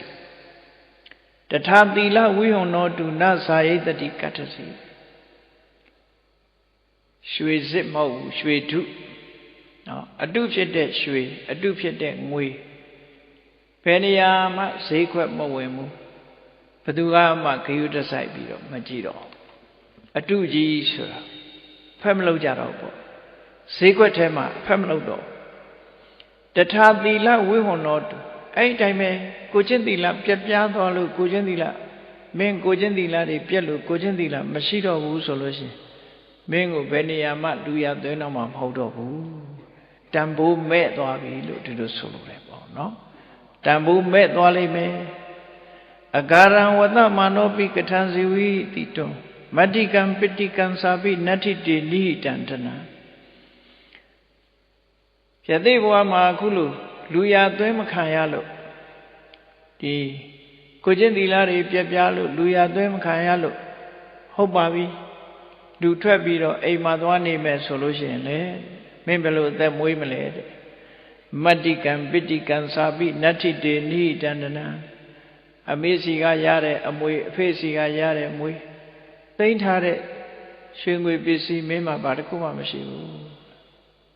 လက်နဲ့ခြေနဲ့ပဲရှိတယ်ဟုတ်လားခြေဘွားလက်ဘွားယူအလုံးစွန့်ပြီးရသေးဝတ်လာခဲ့တာအဲ့တော့ကောင်းကောင်းမနေလို့လူဘဝပြန်သွားမယ်ဆိုလို့ရှိရင်လည်းမင်းဘာအမွေပစ္စည်းမှမရှိဘူးခြေကြီးလက်ကြီးပဲဓာတုကုတ္တကိုတတိပေးတာပေါ့နော်ဒီအခြေအနေမျိုးရောက်သွားမယ်တဲ့တယံကမ္မံကရိတဝနာခတ္တိတေတံပမောစေ အဲ့ဒီကြရင်တော့မင်းပင်ပင်ပန်းပန်းလောက်ကင်စားပြီးတော့ဘာမှအရင်နှီးဥစ္စာမရှိတဲ့အခါကျကုလီထမ်းပေါ့ဒါနော်ကုလီထမ်းတဲ့အလုပ်ကိုလုပ်ကုလီထမ်းတဲ့လုပ်တာတယံကမ္မံဂရိတော်ကိုယ်တိုင်လုပ်လို့ဂတ္တိတေတံပမောစီချွေးပြိုက်ပြိုက်ကြဧဝံဇီဝိတိဂေဟေတာရုတေတံနာရုစတိဒီတိုင်းပဲမင်းအသက်မွေးရအဲ့ဒါလို့ရောအသက်မွေးနိုင်ပါမလားနော်လောက်ကံစားတော့အသက်အဲ့ဒါလို့ဒီယတိသူတော်စင်ဟာမကောင်းတဲ့စိတ်ဝင်လာတိုင်းသူကိုယ်သူကိုဒီအချက်တွေနဲ့ဆင်ញင်သုံးသပ်ပြီးတော့စဉ်းစားခဲ့တာစဉ်းစားပြီးတော့သူ့မကောင်းတဲ့သူ့စိတ်ကိုမကောင်းတဲ့အမှုတွေကနေတားမြစ်ခဲ့တယ်မကောင်းမှုအကုသိုလ်တွေကတားမြစ်ခဲ့တာတဲ့အဲ့ဒါကိုသူပြန်ပြောပြတာဧဝဟံတထဝါရိမိတံကိလေသခတံမတံဒီတိုင်းပဲသူယသိသူတော်စင်ဘဝတုန်းကမကောင်းတဲ့စိတ်ကလေးဝင်လာပြီဆိုလို့ရှိရင်အဲ့ဒီမကောင်းတဲ့စိတ်ညင်နွမ်းတဲ့စိတ်အဲ့ဒီညင်နွမ်းတဲ့စိတ်ကိုလုံးဝတားမြစ်ခဲ့တယ်နာနာဓမ္မကထံကတ္တဝါပါပါစိတ်တံနိဝါအမျိုးမျိုးတရားလမ်းကြောင်းစဉ်းစားဆင်ခြင်ပြီးတဲ့အခါအမျိုးမျိုးဖြစ်နိုင်တာတွေကိုဆင်ခြင်စဉ်းစားပြီးကိုယ်စိတ်ကိုချိုးနှိမ်လိုက်တယ်ပေါ့လူဆိုတာဒုက္ခရောက်တာမခံနိုင်ဘူးလေနော်အဲ့တော့ဒုက္ခနဲ့ခြောက်ပြီးတော့ကိုယ့်ကိုဆင်ခြင်စဉ်းစားငရဲနဲ့ခြောက်ရတယ်နော်ငရဲနဲ့ခြောက်ဆိုတာဟိုဟာလိုလဲမအောင်မေးလေးနဲ့ဘုံကန်းနဲ့မြောက်ငရဲကန်းနဲ့ခြောက်ဆိုတာဒါ6သိန်း6ရတယ်မြောက်သိန်းမြောက်ရတယ်ဒါကလေးတွေလည်းဒီလိုပဲမဟုတ်လားမင်းစာကြိုးစားဒါရလို့ရှိရင်ဘာပေးမယ်ဒါမလုံးနဲ့ဒါလုပ်ရင်မင်းဘာလုပ်မယ်ဆိုပြီးတော့6ချင်းမြောက်ချင်းဆိုတာလည်းပဲစုပေးတံပေးစနစ်ပဲဒါကိုယ်စိတ်ကိုလည်းအဲ့တိုင်းပဲကောင်းတာနဲ့မြောက်ပေးရမယ်မကောင်းတာနဲ့6ပေးရအဲ့လိုမလုပ်ရင်စိတ်မြောက်ကဘယ်တော့မှလိမ္မာမှာမဟုတ်ဘူးလေကိုယ်စိတ်လေးကိုလည်းကိုယ်ဆုံးမပေးရမင်းဒီလိုဆိုရင်ပင်ငရဲကြမှာပေါ့မင်းစိတ်လေးကောင်းကောင်းထားမှဟောနတ်ပြည်လူပြည်နတ်ပြည်ကောင်းရသူတိဘုံရောက်မှာပေါ့လို့ဒီလိုမှန်ကန်တဲ့လမ်းကြောင်းကနေပြီးကိုယ်စိတ်ကိုပြုပြင်ဆုံးမပေးရမယ်လို့သူတို့ဆိုတာဧဝဟံတထဝါရိမိတံကိလေသကတံမနံညင်နွမ်းတဲ့ဘက်ကိုသွားတဲ့မကောင်းတဲ့စိတ်တွေကိုသူဟာဒီနီးနဲ့ပဲဟန်တားခဲ့တယ်နာနာဓမ္မကထံကတ္တဝါတရားအမျိုးမျိုးဟောပြောမှုတွေကိုယ့်ကိုပြောတာကိုယ့်ကိုတရားစကားတွေအမျိုးမျိုးပြောဆိုပြီးပါပန်စိတ်တံနိဝါရေကိုယ်စိတ်ကိုမကောင်းမှုအကုသိုလ်ကအခုလိုတားမြစ်ခဲ့ပါတယ်လို့ဆိုတာသူဘုဒ္ဓလောင်းလျာယသိသူတော်စင်ကဘဝသင်္ကန်းစာအနေနဲ့သူကိုယ်တိုင်ကြိုးစားဆောင်ရွက်ခဲ့တာပြောပြတာဖြစ်တယ်အဲ့ဒါလိုနေလို့အနှစ်2000လောက်တောထဲမှာသူဟာယသိသူတော်စင်ဘဝနဲ့နေရာကနေပြီးဗုဒ္ဓမုဒ္ဒရာမြတ်စွာဘုရားသူ့စီကိုကြွလာပြီးသူ့ရဲ့ကြွလာတဲ့အခါမြတ်စွာဘုရားသခင်ကိုရောမြတ်ထံမှာသူဟာကုသိုလ်ကောင်းမှုတွေလုပ်ဘုရားကိုအလွန်ကြည်ညိုတဲ့ဗုဒ္ဓနုတ္တိဘာဝနာပွားလို့ဗုဒ္ဓမုဒ္ဒရာမြတ်စွာဘုရားဘာဝိဟိဗုဒ္ဓနုတ္တိဘာဝနာနမနုဿရာတံဘာဝနာတံဘာဝယိတဝါဗုဒ္ဓနုတ္တိဘာဝယိတဝါပုရိယိတတိမာနတံဆိုပြီးမြတ်စွာဘုရားအာဘိစကားဟောကြားခဲ့တယ်သူဘာဝိဟိဗုဒ္ဓနုတ္တိဘာဝနာနမနုဿရာဘာဝနာထဲမှာအမြတ်ဆုံးဖြစ်တဲ့ဗုဒ္ဓနုတ္တိဘာဝနာကိုပွားပါတဲ့ဣမံဘာဝနာဘာဝယိတဝါဒီဗုဒ္ဓနုတ္တိဘာဝနာကိုပွားလို့ရှိရင်ပုရိယိတတိမာနတံမင်းဖြစ်ချင်တာတွေဖြစ်ပါလိမ့်မယ်စိတ်နှလုံးရပါလိမ့်မယ်ဒီလိုဆိုလိုတယ်ပေါ့နော်ခဏခေတ်တော့အဲ့ဒီဂါထာလေးကိုရထားတဲ့ပုဂ္ဂိုလ်တွေကဗုဒ္ဓနုတ္တိပွားရင်ထီပေါက်တယ်တို့စီဝါဥစ္စာတွေတက်တယ်တို့ဆိုတာတွေပေါ့အဲ့ဒီဘက်ကိုဥတီပြီးတော့လှုပ်ချပတိကိုဒီနေ့ဘလောက်စိတ်ကောင်းတာလှုပ်တာတော့ကောင်းတော့ကောင်းပါနော်ရည်ရွယ်ချက်ကအဲ့ဒီလိုမဟုတ်ဘူးနော်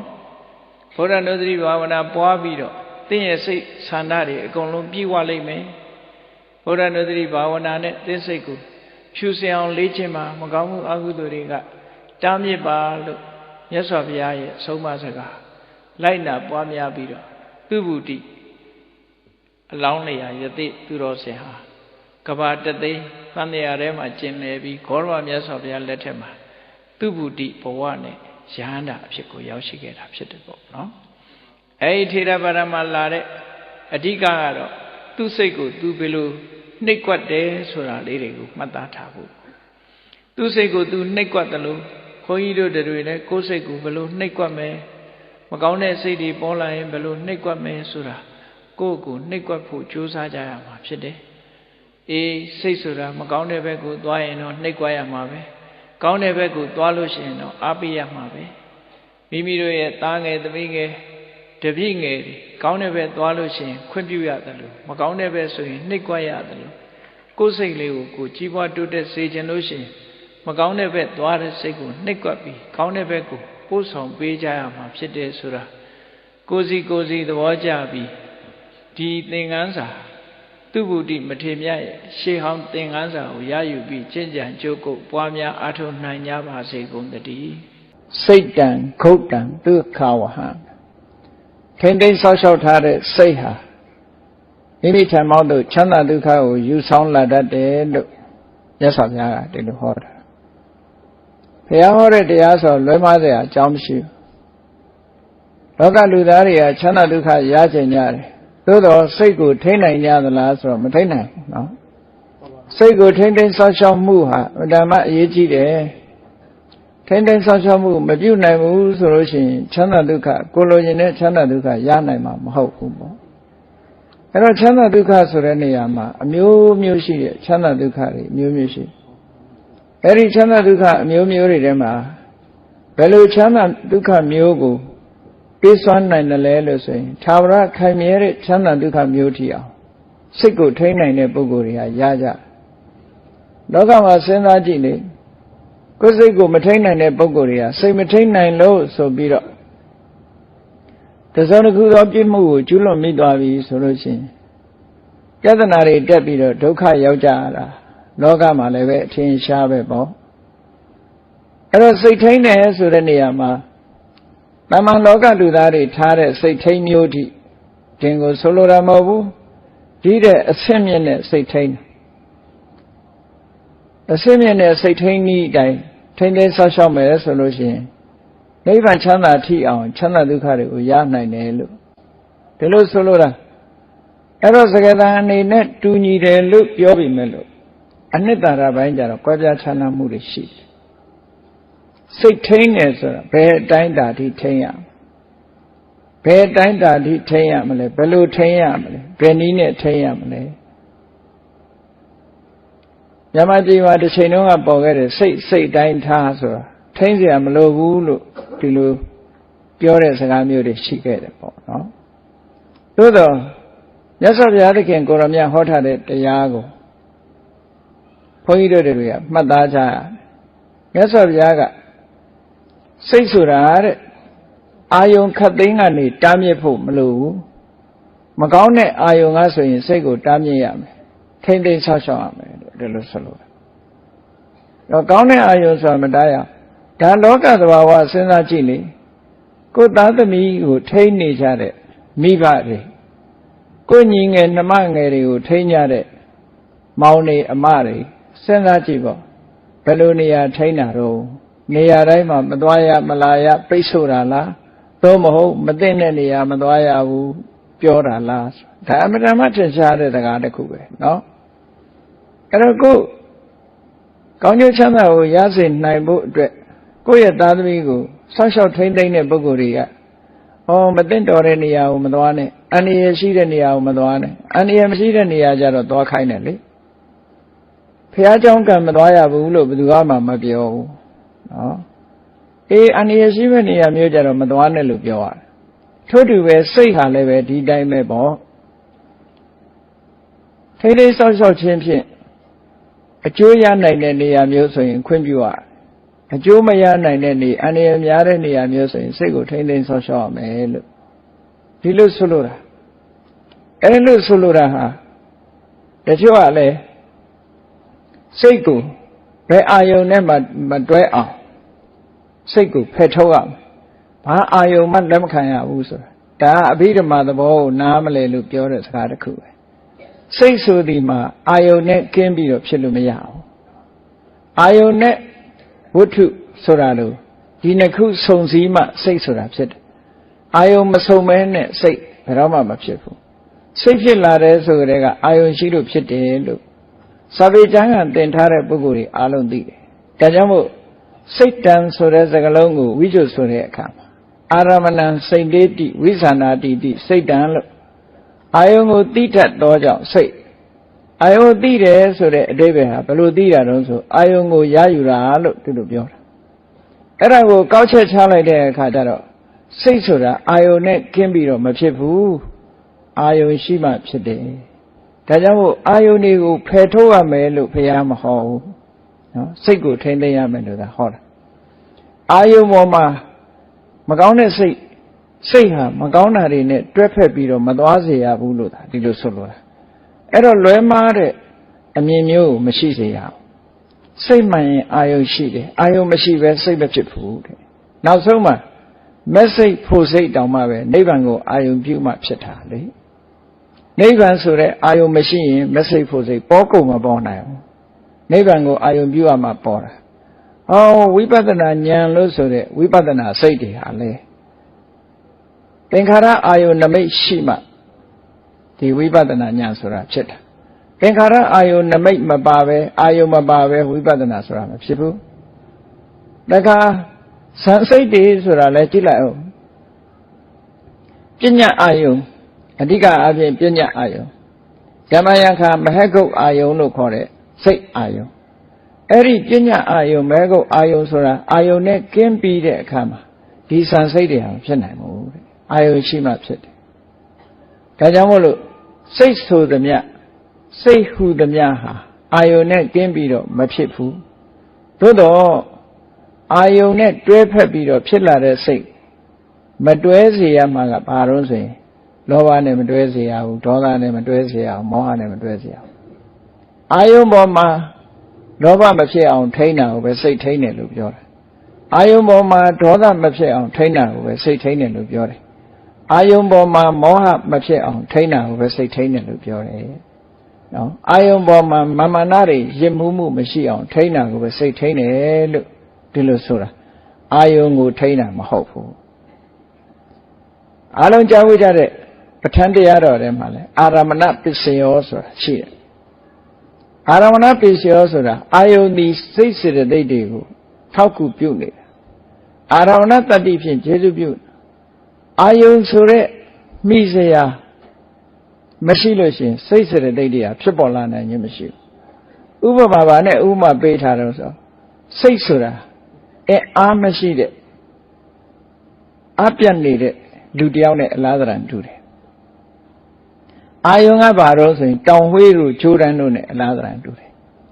အားချိနေတဲ့ပုဂ္ဂိုလ်တယောက်ဟာဂျိုးတန်းကိုဆွဲပြီးတော့မတ်တက်ရလို့ရတယ်နော်ဂျိုးတန်းကိုဆွဲပြီးတော့မှထလို့ရတယ်လို့နောက်ပြီးတော့တောင်ဝှေးကိုထောက်ပြီးမှထလို့ရတယ်ဒီလိုဆိုလိုတာပေါ့အဲ့တော့စိတ်ဟာလည်းပဲအာယုံကိုအမိပြုပြီးတော့မှစိတ်ဟာထလို့ရတယ်အလို့ဆိုရင်မထနိုင်ဘူးမဖြစ်နိုင်ဘူးလို့ဒီအိဗယ်မျိုးကိုဆိုတာဒါကြောင့်မို့လို့စိတ်ကိုဒီ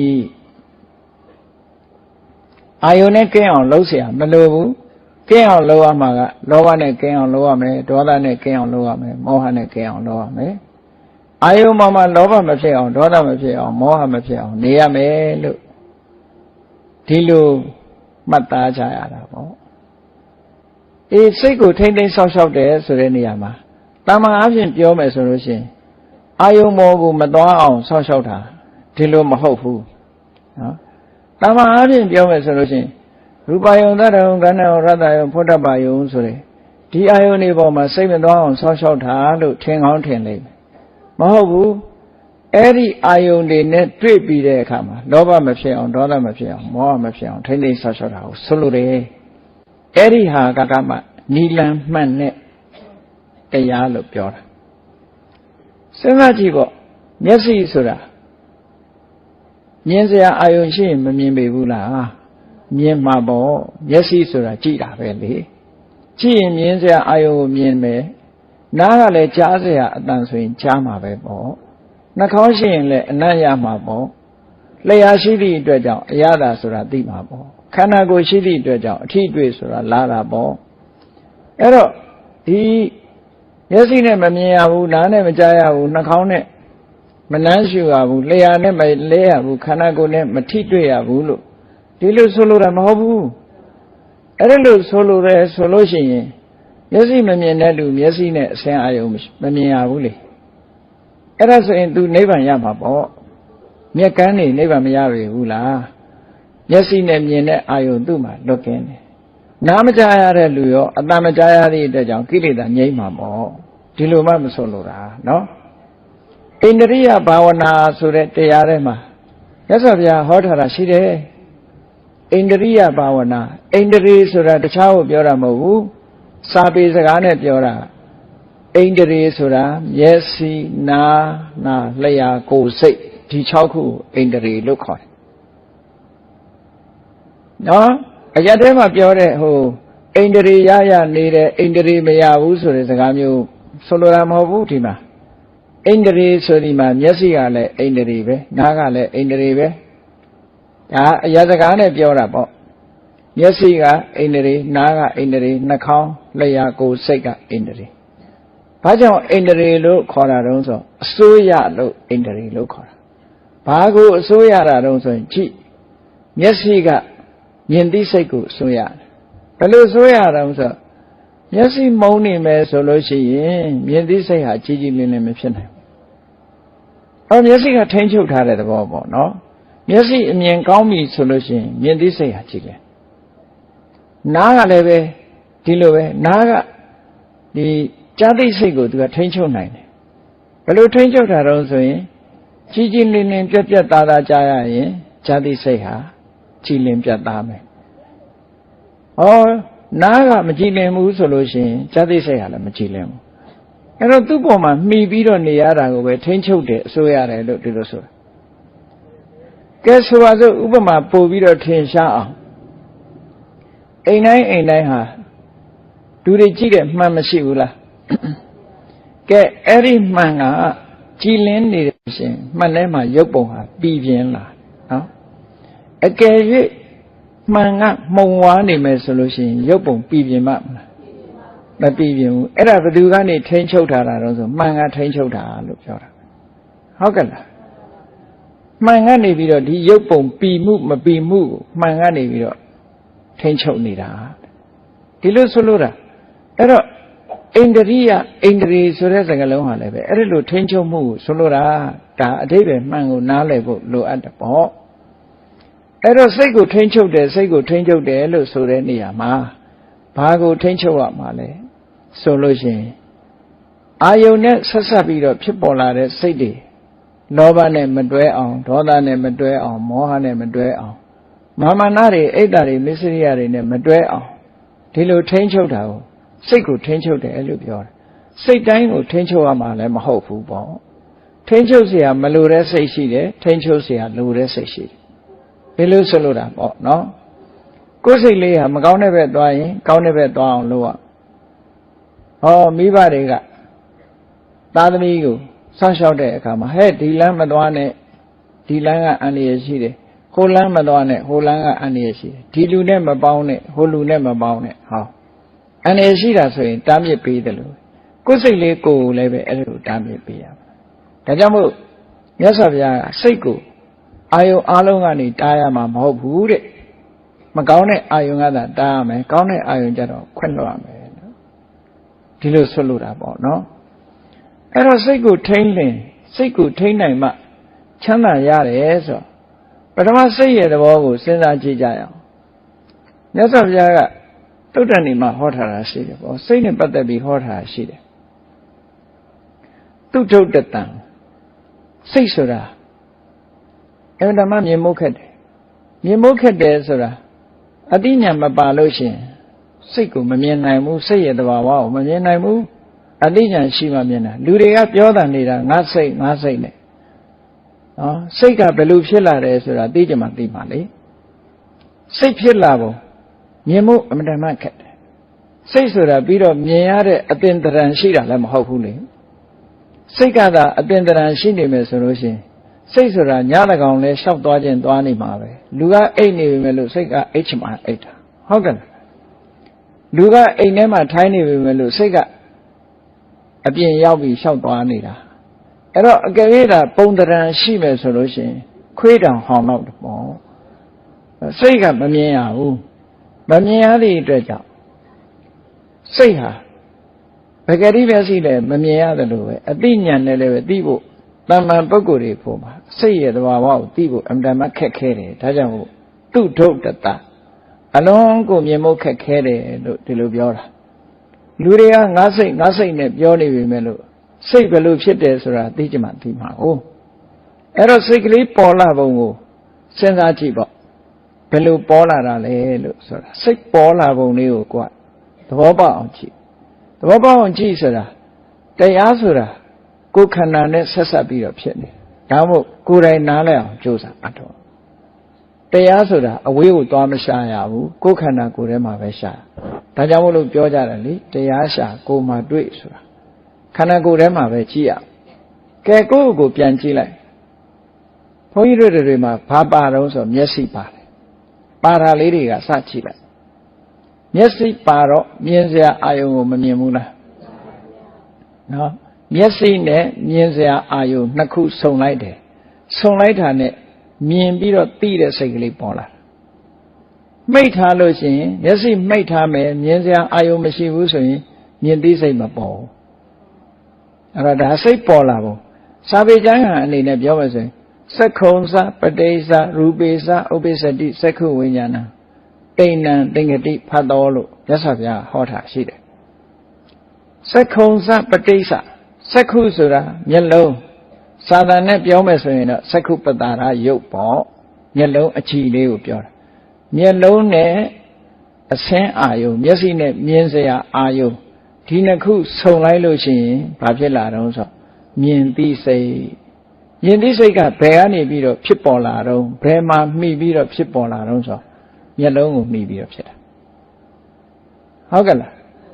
ပန်းပွင့်လေးကိုကြည့်နေလိုက်ပန်းပွင့်လေးနဲ့မျက်လုံးနဲ့ဆုံလိုက်တာနဲ့တပြိုင်နက်မြင်တယ်ဆိုတဲ့မြင်သိစိတ်ပေါ်လာ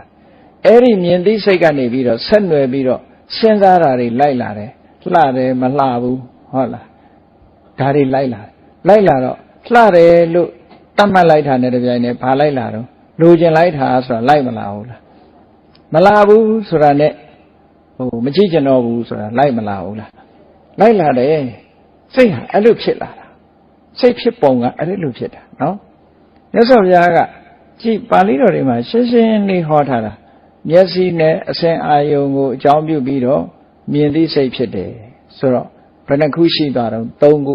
မျက်စိရဲ့အစဉ်အာယုံရဲ့မြင်သိစိတ်ရဲ့ဒီ၃ခုဆုံလိုက်တာနဲ့တပြိုင်နက်ဘာဖြစ်လာတော့ဆိုအာယုံနဲ့စိတ်နဲ့ဆက်သွယ်သွားတယ်ဖတ်တာဆိုတာလားသက္ကဝိညာဉ်စိတ်နဲ့အတူတကွာဖြစ်လာတာအဲ့ဒီဖတ်တာနော်ဖတ်တာဆိုတာကြည့်ပဋိစ္စသမုပ္ပါဒ်ကိုကြည့်အားလုံးပဋိစ္စသမုပ္ပါဒ်ကို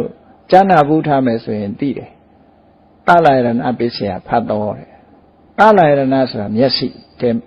မျက်စိနာနာလျှာကိုယ်စိတ်ဒီ6ခုကိုခေါ်တာအဲ့ဒါကိုဘာအပြင်အာယရဏ6ခုနဲ့ပေါင်းလိုက်မယ်ဆိုရင်တလယရဏထဲမှာအပြင်အာယရဏ6ခုပါထည့်ယူမယ်ဆိုလို့ရှိရင်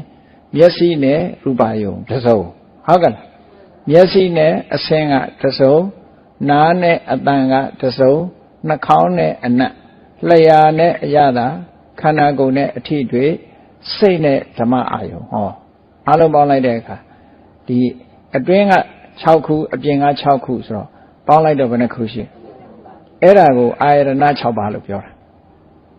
အဲ့တော့အာယရဏ6ပါးဆိုတာစာအုပ်ထဲသွားရှာရတာမဟုတ်ဘူးကိုယ်တဏ္ဍာမှာမြင်အောင်ကြည့်နော်တရားဆိုတာကိုယ်တဏ္ဍာမှာရှိတာကိုဘုရားဟောတာ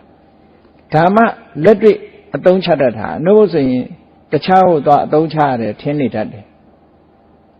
ကဲမျက်စိနဲ့အဆင်ဒီနှစ်ခုဆုံလိုက်တာနဲ့ဘာဖြစ်လာတော့ဆိုသက္ကဝိညာဉ်စိတ်လေး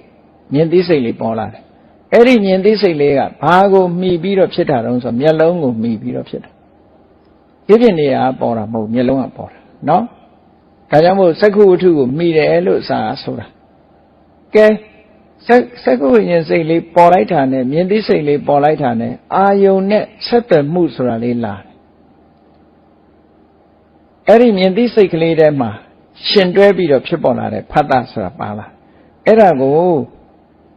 ပဋိစ္စသမုပ္ပါဒ်ကြတော့တလယရဏပစ္စယဖတ်တော်လို့ဒီလိုပြောတာနော်ဖတ်တာဆိုတာပေါ်လာဖတ်တာဆိုတာဘာကိုပြောတာတုံးဆိုအာယုန်နဲ့စိတ်နဲ့ဆုံပေးတာဆက်သွယ်ပေးတဲ့သဘောလို့ပြောတာကဲအာယုန်နဲ့စိတ်နဲ့ထိတွေ့ပေးလိုက်တဲ့အခါဘာဖြစ်လာတော့ဆိုထိတွေ့လိုက်လို့ရှိရင်ဆိုပါစို့အရာဝတ္ထုတစ်ခုကိုကိုယ်လက်နဲ့ထိလိုက်တယ်စိတ်နဲ့ထိတာကတော့အမတမသိမ့်မွေးလို့တိထာတာနဲ့ပြောမယ်ရေခဲတုံးကိုလက်နဲ့ထိလိုက်လို့ရှိရင်မအေးဘူးလားမီးကိုလက်နဲ့ထိလိုက်ရင်မပူဘူးလားဟောအေးတယ်ပူတယ်ဆိုတော့အတွေ့အကြုံမရဘူးလားအဲ့ဒါလို့အာယုန်နဲ့စိတ်နဲ့ဆုံပေးတာလက်နဲ့ရေခဲတုံးထိတယ်လို့လက်နဲ့မီးခဲထိတယ်လို့ဒီအာယုန်နဲ့စိတ်ကိုဆုံပေးလိုက်တာကိုဖတ်တာလို့ပြောတာနော်အဲ့ဒါလို့ဆုံပေးလိုက်တဲ့အခါကျတော့လက်နဲ့ရေခဲတုံးနဲ့ထိလိုက်တဲ့အခါအေးတဲ့မခံနိုင်တော့အေးလို့ရှိရင်ဒုက္ခဝေဒနာဖြစ်တာပေါ့နှွေရသည်ဆိုလို့ရှိရင်အေးလိုက်တာဆိုဒုက္ခဝေဒနာဖြစ်တာပေါ့ကဲမီးကိုသွားထိတဲ့အခါကျမခံနိုင်တော့ပူတဲ့အခါကျတော့ဘာဖြစ်တော့ဒုက္ခဝေဒနာဖြစ်တာပေါ့ကိုယ်လက်ကအေးနေလို့ပူတာလေးကိုရှာလို့ထိလိုက်တဲ့အခါကျတော့ဒုက္ခဝေဒနာဖြစ်တာပေါ့ဒီလိုမဖြစ်ဘူးလားအဲ့တော့ဖတ်တာပစ္စယဝေဒနာလို့မလားဘူးလားပရိစ္ဆသမုပ္ပါဒါလူတွေရဲ့တဘာဝကိုပြောတာနော်စကလုံးတွေကအရက်သေးကစကလုံးမဟုတ်သည့်အတွက်ကြောင့်တို့နဲ့မဆိုင်သလိုလိုရိတ်တာဘက်ကစကားလိုဖြစ်နေတတ်တယ်နော်အဲ့တော့ဒီတရားဆိုတာလူရှိနေရင်တရားရှိနေမှာပဲပေါ့ကိုယ်တဏ္ဍာမှာရှိတဲ့တရားကိုသိအောင်ကြိုးစားဒါကြောင့်တရားနာရတယ်တရားပွဲတွေလုပ်တယ်ဆိုတာအိမ်မှာနေရတာပြင်းလို့တရားလာနာတာမဟုတ်ဘူးအသိဉာဏ်ရအောင်လာနာတာနေတတ်ထိုင်တတ်ဖို့အတွက်တရားနာကြရတယ်ဘောဓုတရအောင်ဖះဟောတဲ့တရားတွေကိုသိပြီးတော့စိတ်ထားတတ်လာအောင်လာပြီးတော့တရားနာကြတရားနာပြီးတော့ဒီတိုင်းမေးပြောက်ပြီးတော့ပြန်ရမှာမဟုတ်ဘူးဒီတရားထဲမှာပါတဲ့ကိုလိုက်နာရမယ်ဟာတွေကိုလိုက်နာရမယ်ရှောင်ရမှာတွေကိုရှောင်ရမယ်ဆောင်ရမှာဆောင်ကိုလက်တွေ့ဘဝမှာအသုံးချလို့ရတာကြီးပဲအသုံးချလို့မရတာတခုမှမရှိဘူးတရားကဲကြည့်မျက်စိနဲ့အစင်းအာယုံဆုံလိုက်မှမြင်သိစိတ်ပေါ်တယ်မဆုံခင်ကဒီမြင်သိစိတ်ကလေးဂျိုရှိနေတာလားဆိုမရှိဘူးဆုံပြီးတဲ့နောက်လည်းပြတ်သွားတာပျောက်သွားတာနော်ဒီဟာကိုမရှင်းဘူးဆိုလို့ရှိရင်နားထောင်ကြည့်စောင်းနဲ့လက်နဲ့မတီးခင်ကစောင်းကြိုးထဲမှာစောင်းအိုးထဲမှာတခြင်းတန်တွေရှိသလားမရှိဘူးလား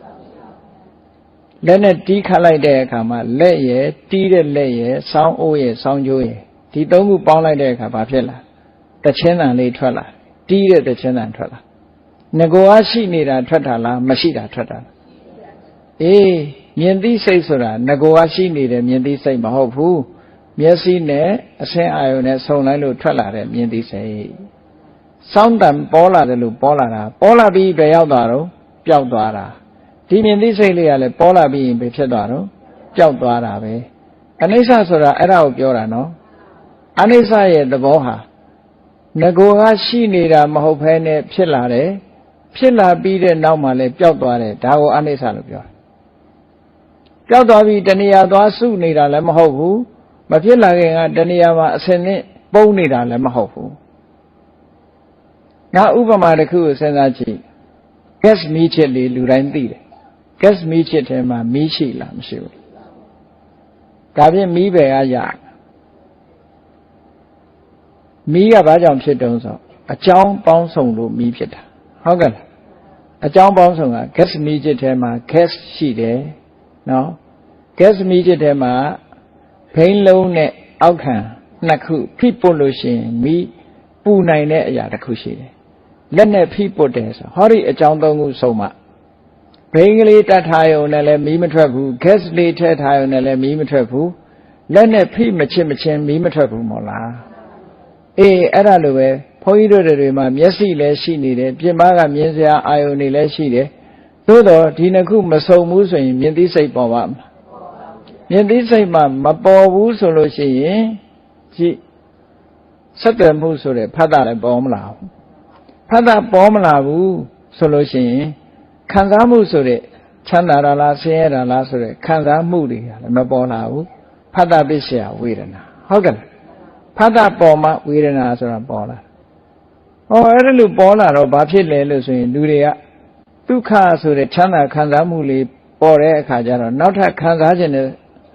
အတွေးတွေမဝင်လာဘူးလားအဲ့ဒါကိုပြောတာဝေဒနာပစ္စယတဏှာဒီလိုဆိုလို့တာနော်ဒါဖြင့်ဒုက္ခနဲ့ဆုံတဲ့အခါကျတော့ဘယ်လိုတွေးတုံးဆိုဒုက္ခနဲ့ဆုံပြန်တော့လေဝေဒနာပစ္စယတဏှာဒုက္ခဝေဒနာပစ္စယလည်းတဏှာပဲဘာလို့တဏှာဖြစ်တုံးဆိုဒုက္ခကိုလိုချင်တာမဟုတ်ဘူးဒီဒုက္ခကိုဖယ်ရှားပြီးချမ်းသာဒုက္ခကိုမျှော်ပြန်တာပဲလူဆိုတာ